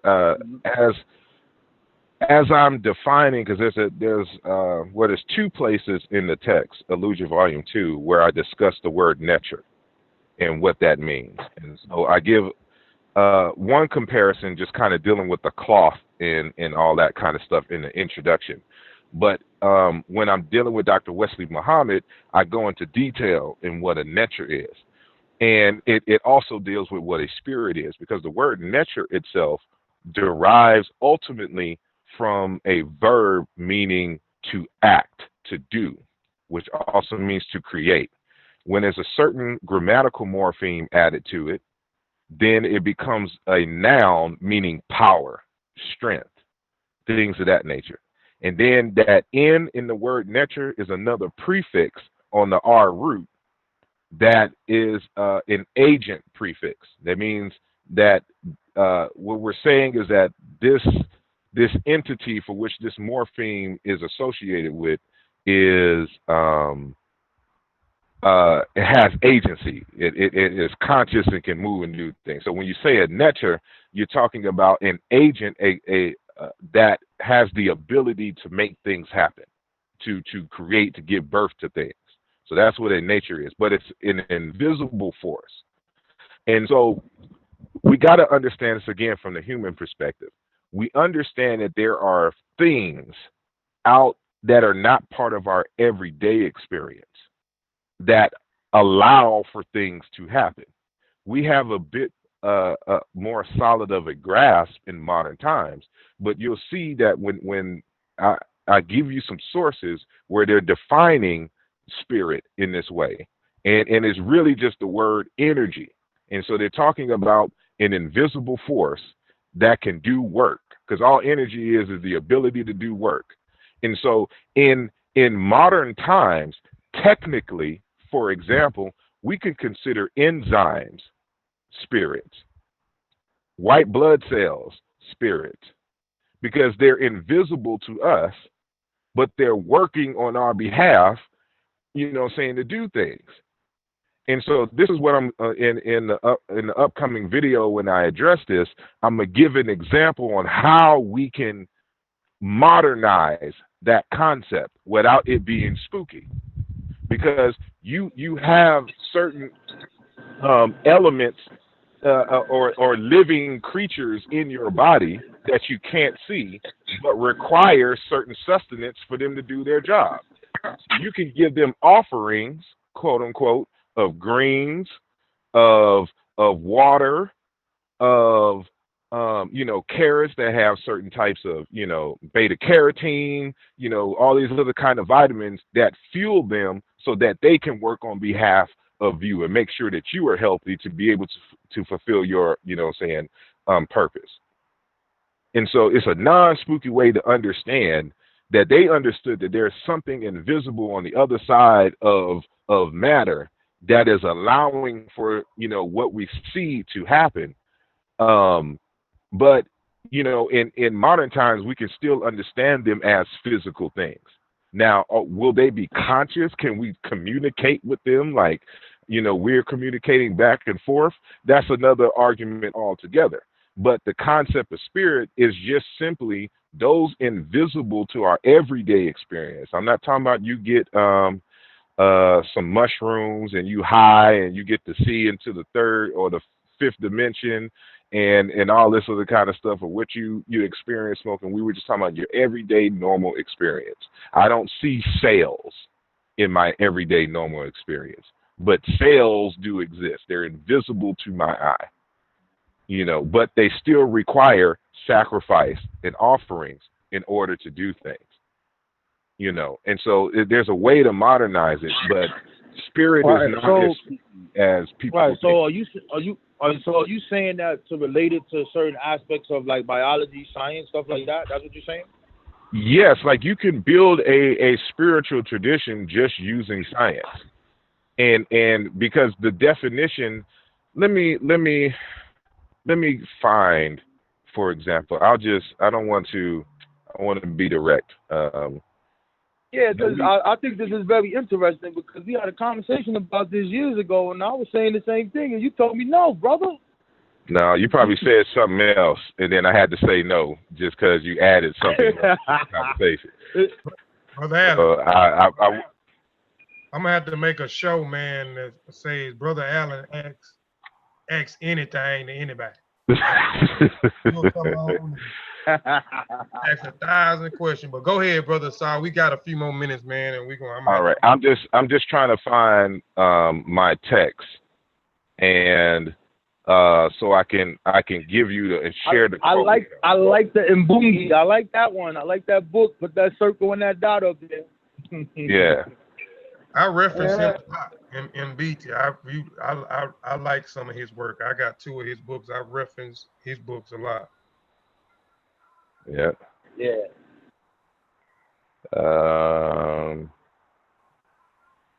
Hold on 1 second. I'm pulling up. Now I just got to remember what chapter it was. I know it's either chapter 9 or chapter 10. I want to know. It should be chapter 12. 13 is the last chapter. 12. Because this is when I start getting into what is God, and God basically is time and space in African tradition. Well, in a number of, I can't say all. So this should be chapter 12, if I'm not mistaken. Give me a second. Okay.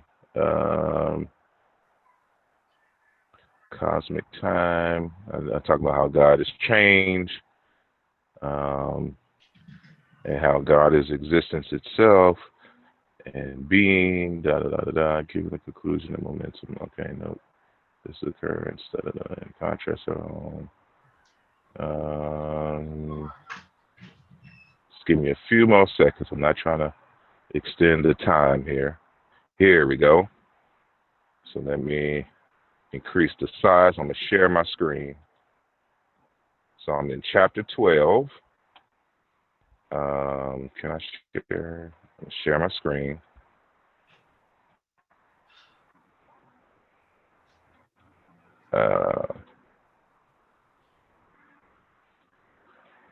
Okay.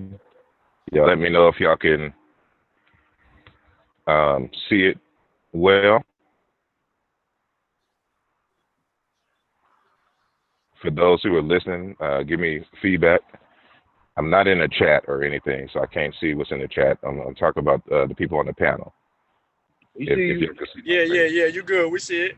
Okay. So this is in chapter 12, where I'm discussing God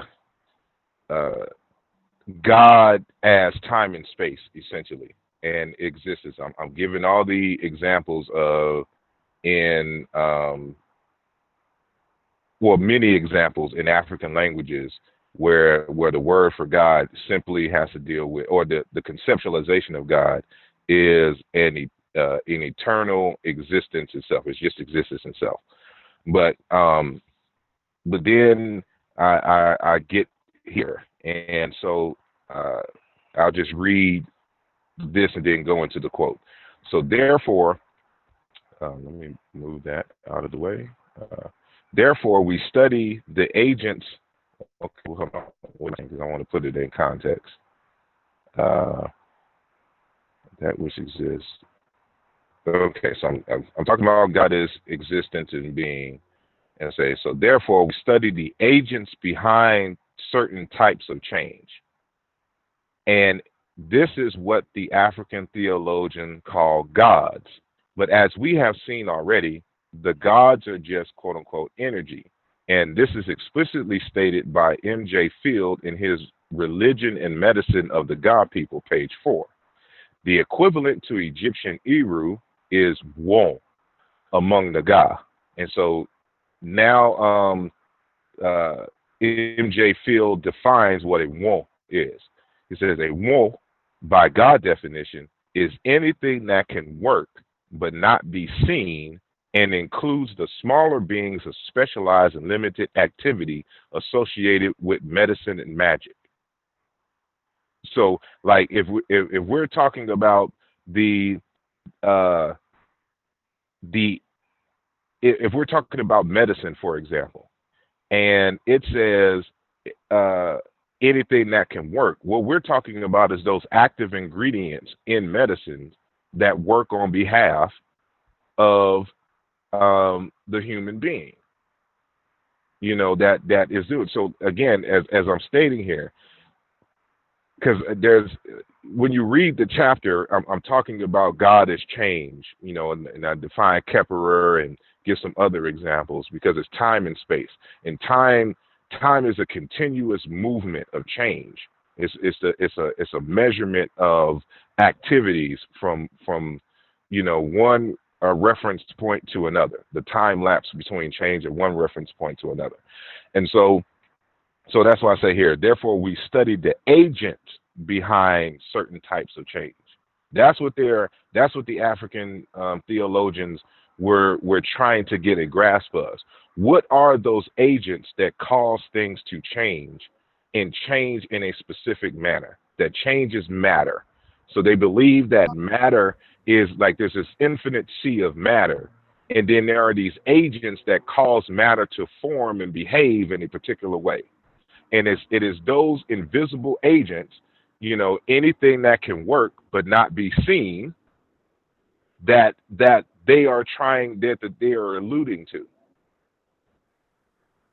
So if we understand this aspect, and then of course all of the other sources in context of what I cite in the text, then we'll be able to fully understand what is at the crux of this conversation of what spirits, and how we can update that.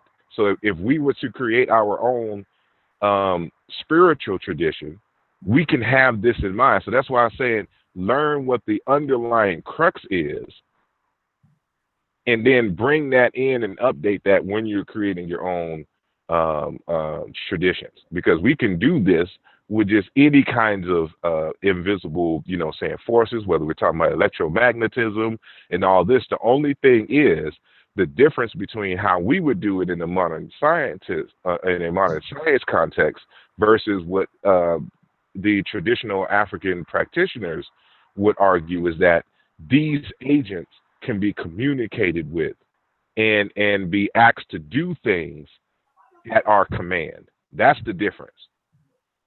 So if you understand that in a traditional African religious perspective, those spirits or those agents of change, the belief is that they can be communicated to and be commanded to do work, you know, based upon our commands. So I hope that makes sense. I dig it. Yeah. Yeah. So with that being said, there's a distinguishing between the aspect of spirit. One you said could be thought, the other could be forces, and then there's the part that I still am not clear about when they say that they can actually contact these spirits that's in this other world or people who really live. So I guess you throw all three of those together and come up with what you come up with. Correct?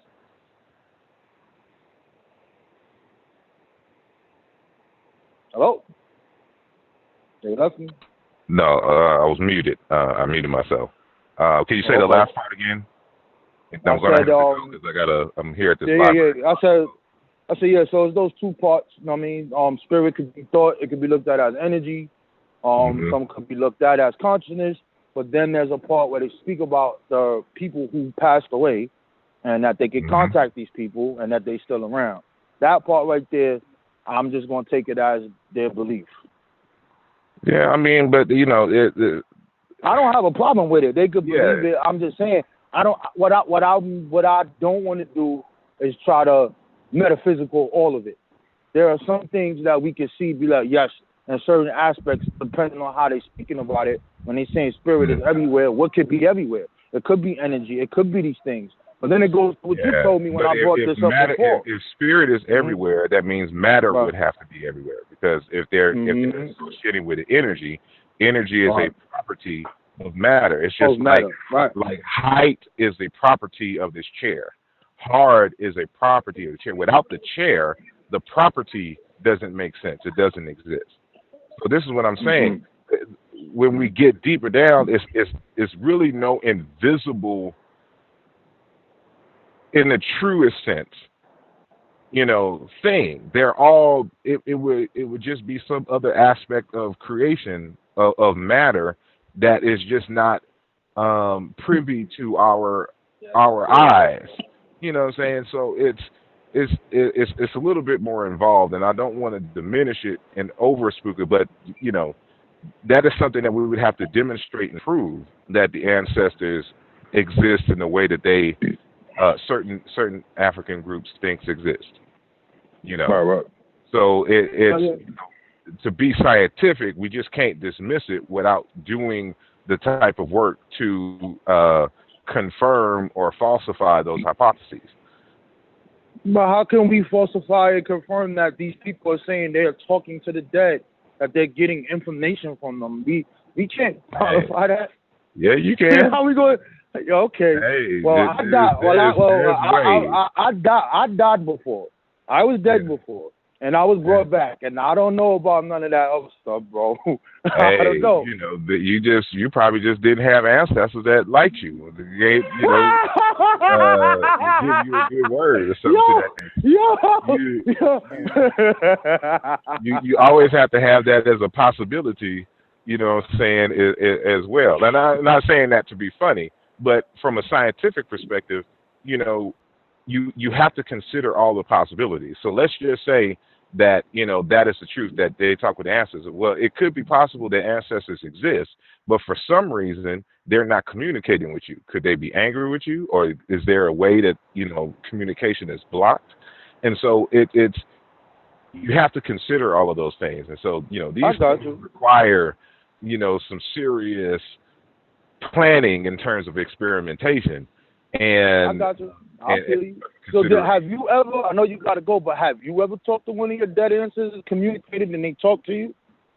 I can't say from like an awakened perspective or an awakened situation like I'm talking to you, but right.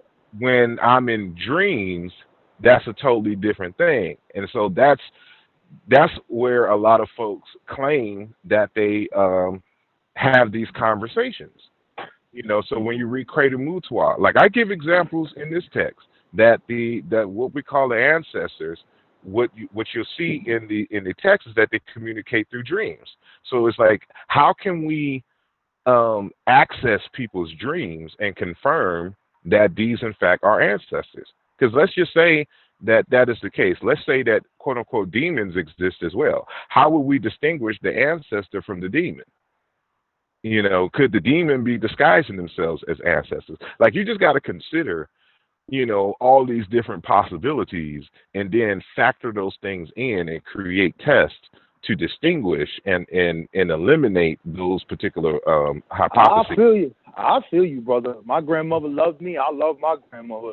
And I've been calling on her. She ain't talked to me. No dream, no none of that. I'm just saying. Peace. Aziz, you there? I know you just joined the panel. I know it's rare we get you on the panel. Yeah, I'm on here. Y'all can hear me? Yeah. You clear. All right. Yeah, man. I'm just coming in. I'm listening. You know. You had no questions or nothing? Yeah. I don't know. I could ask Asar. One thing that I see is that a lot of African languages have a social dimension to the idea of spirit. If there's anything he could say about that. Yeah, I think you missed that part. He went in on that part. Oh, word. Everybody was talking about that part.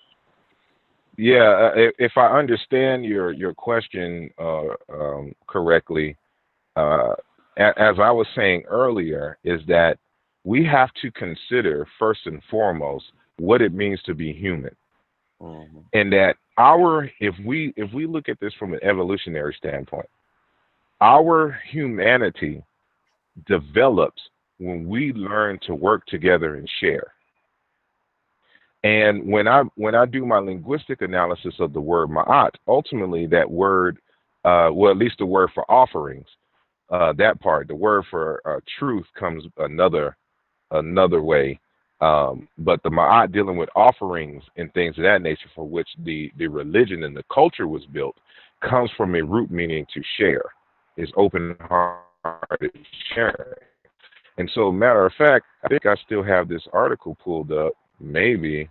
Yes, I do. It's an article on films for action, and I think they got permission to put this in another. It's a film that's either out or coming out, and the title of the article is "Survival of the Nicest: A Theory of Our Origins Says Cooperation, Not Competition, is Instinctive." And I have it saved here. I want to read it fully a little later. But just from the title alone, it confirms what I discussed in the text. That it is about our sociability. It's about what's the word that we used earlier? Hospitality. That is at the crux of our humanity. Like there's even in China, I forgot how to say the greeting, but the greeting in China technically means "Have you eaten today?" Wow.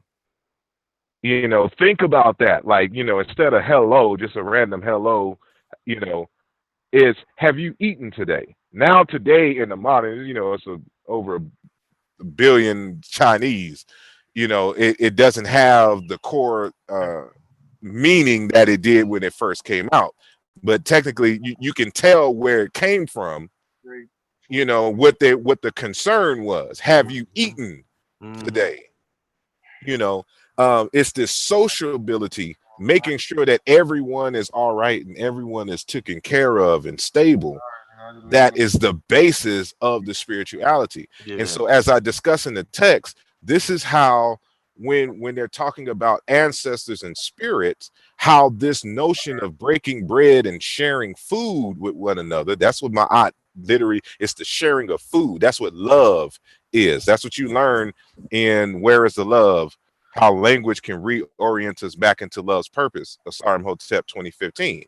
That the concept of love has to deal with sharing of food. And so to show that we love our family, we make sure that they're well fed, that their energy is up, that they're able to be about the business that they came here on earth to do. And so with that, our ancestors are still a part of our family. So we set out something for make sure that they good on the other side.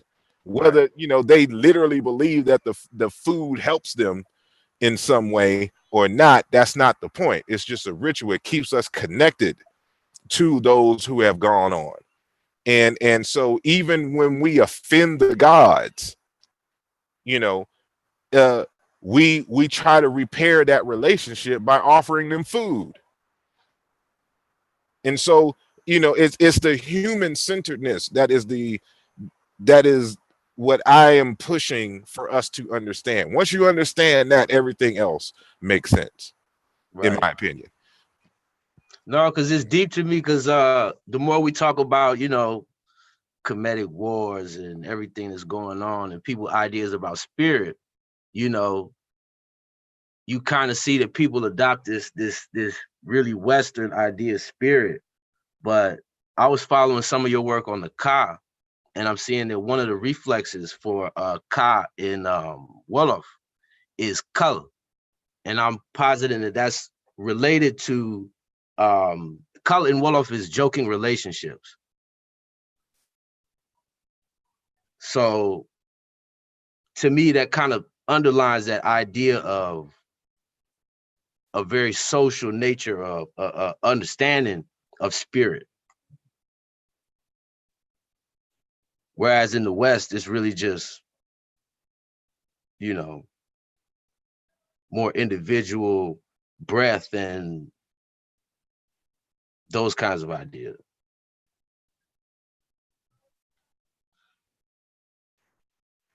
I bet I'm still on mute. Yeah, I said I agree. It's like African spirituality is simultaneously not that deep, but very deep. Like when you really just examine this stuff, it's very simple stuff, but it has profound. Like it's so simple that the profoundness is missed often. And as a result of that, a lot of folks go to the metaphysics to try to explain, everything, and they miss the deeper crux of everything because they don't have those fundamentals. The religion at the core is about human relationships. And as I've said before, it's about the maintaining and the sustaining of good human relationships, and the obtaining and sustaining of food, clothing, and shelter. That's it. That's it at its core. You're trying to secure for your family and community food, clothing, and shelter, and by ensuring that, you also ensure good human relations. Because when people are without food, when people are without shelter and clothing, they resort to animalistic behavior. So Ma'at basically is a proactive social behavior steering mechanism that is basically a national security concern. So, good character, good human relations should be seen as a national security issue. And that's how our ancestors thought of it, and why they went to the extremes to ensure that, nobody would be greedy and try to take all of the resources and store it for themselves because of how people act. So, matter of fact, as a good example of this, go on YouTube and find those monkey studies about sharing and about having equal of everything. You'll see that, like, when if a monkey is given a task, like you have two monkeys and they're given the same task, and you pay one monkey with, let's say, a carrot or something to this nature, and then you pay another monkey with a grape, the other monkey will see the grape and see what they're getting, and that monkey will start to get violent because he doesn't have the same as what the other one has. And we see this play out on a larger scale all the time, especially if we're in the hood. That's why you can't have nothing in the hood. Because if you have it, why I can't have it? So I'm going to take what you have. That's just primal instincts. So to maintain our sense of what it means to be human, we have indoctrinated and put into the very fabric of our culture this notion that we need to share what we have. We need to make sure that everyone is taken care of. Because if everyone is not taken care of, including the ancestors and spirits, then our lives become a hazardous place. It becomes a hazardous existence because of that. And so that's how we're connected socially. Yeah, that makes sense. You sounded more and more like a 5%er, baby. You know, that's the 12 Jews of Islam, baby. Food, clothing, and shelter, baby. Yeah, son. Nah, I'm just saying, I agree with that.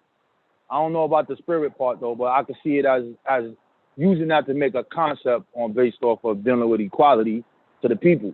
But I want to also say that those deities that we call deities, like if you look at War, you look at Ugun, you look at Ushun, they basically deified the things that sustain them.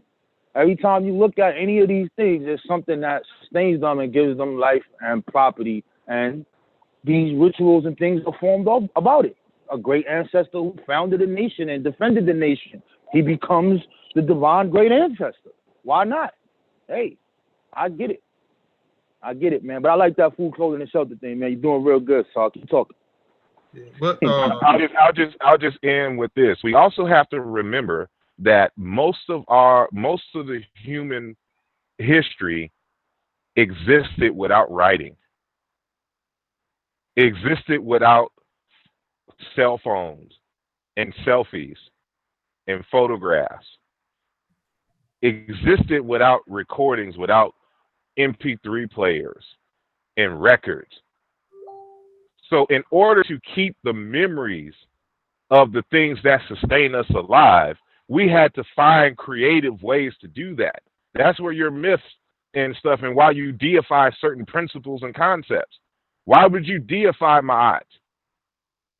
That way it stays from generation to generation. These were unique creative ways to as mnemonic devices to remind people how they're supposed to act and supposed to be.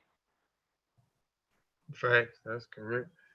That's correct, man. Well, we appreciate, man, everybody for coming on, man. Brother Sato, before you go, man, promote your book again, man. We don't mind you promoting your text, man, your great work, man, and let the people know where they can find your new text at. Peace. Yes, the text is called Aluja, Volume 2, Shiana into Religion and Philosophy. And you can find it on my website at www.asarmhotep.com. And just go to the shop page, the shop link at the top, and you'll be able to make your purchase there. It's a large text, and so it's a lot of information. And so I try my best to make sure that everything is cited so that y'all can do further research and get some deeper, understanding of these particular concepts. I add my own, analysis, using various different tools of analysis, and it's been a long time coming. So yeah, Aluja, Volume 2, AALUJA is the word Aluja, and then you just go to asarmhotep.com, and you should see it, on the front page, you should see the book, but also you can go directly from the shop page in there. So I appreciate the conversation. I normally work on Sundays, so if I have stuff, I'll probably miss it on Sundays, but I'm glad I caught this. Well, let me ask you something before you go. Would you be willing to come back, man, maybe in like a month? We did when your book came out in 2016, the Nisabiti book. We talked about your book. We went over the book. We had some questions. I know I did. I had a few questions. when you came out with the book, so you came on the session and we kind of you kind of answered our questions. You kind of broke the book down for some of the people that may not have got the book, and you explained some of the chapters. You think, man, you can come back on the Mossy maybe in about a month, man, and we can discuss some things pertaining to the book, man? Because I know I will be on. I'm sorry. Go ahead. no, I'm just saying I know I was gonna have some questions. Yeah. That's what I want. And besides, it is not like a money thing. Like, this is just a passion for me. I've been, dealing with world religions since I was an early teen because of my, breaks and questions. And so this research has just been accumulating over the years. So I'm just finally glad that I can put it in a digestible form that others can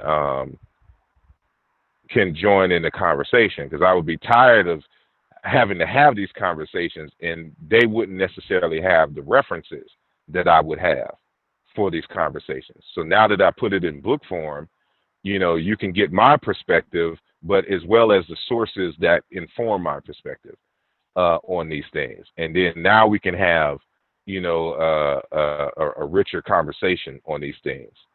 And so that's what I want. It's more so the conversation, these types of conversations, because I think these types of conversations expands our horizons and, forces us to ask deeper questions, and then forces us more to go deeper into, our text and really kind of reanalyze what we saw in, from the beginning. So I appreciate the invite, and I'll be more than happy. All right, cool. Shawn, you had unmuted your mic. Go ahead. Oh no, I was just gonna say what I said earlier to you when I sent you a text. I was like, I know you trying to end, but if they wanted to keep building, they could have, because you gave me the host. So, but nah, we good. All right. Yeah, but appreciate everybody on the panel that jumped on the panel and build. And we gonna do a show. Alan asks us 1,000 questions, because every time he come on the platform, Yo, man, it's informed. It's informed. They informed the questions. Yeah. I mean, I already have my understanding, and if it's somebody on that I feel study something, I'm gonna ask them. Yeah. I'm like, because I've been reading on it. If I didn't read on it, I wouldn't have a question to ask. Yeah, no doubt. I'm just messing with you. But yeah, we appreciate everybody also for tuning in. I say the same thing over and over. Y'all could have been doing anything else with your time. But y'all once I hear West Africa antennas is up, yeah, I'm biased. I'm sorry. Antennas is up. I'm coming to see. I'll peep in here and there. Yeah. But like I said, we appreciate everybody for tuning in, man. We'll see y'all next week. I don't know if Shawn got something, or me and Brother Ben Brother Ben have time to do we can do that Fataru. If he ain't got time, I've been sitting on this presentation for 2 months. If he ain't available, I may just go ahead and do it, because he wanted to do the presentation with me, because it's kind of close to him. He's a part of this Syria people, so maybe we'll get a chance to do it next week, or maybe in another week or two, man. But on that note, man, I want to say peace, Black Out Palo, man. And we appreciate y'all for tuning in, man. And we out, man.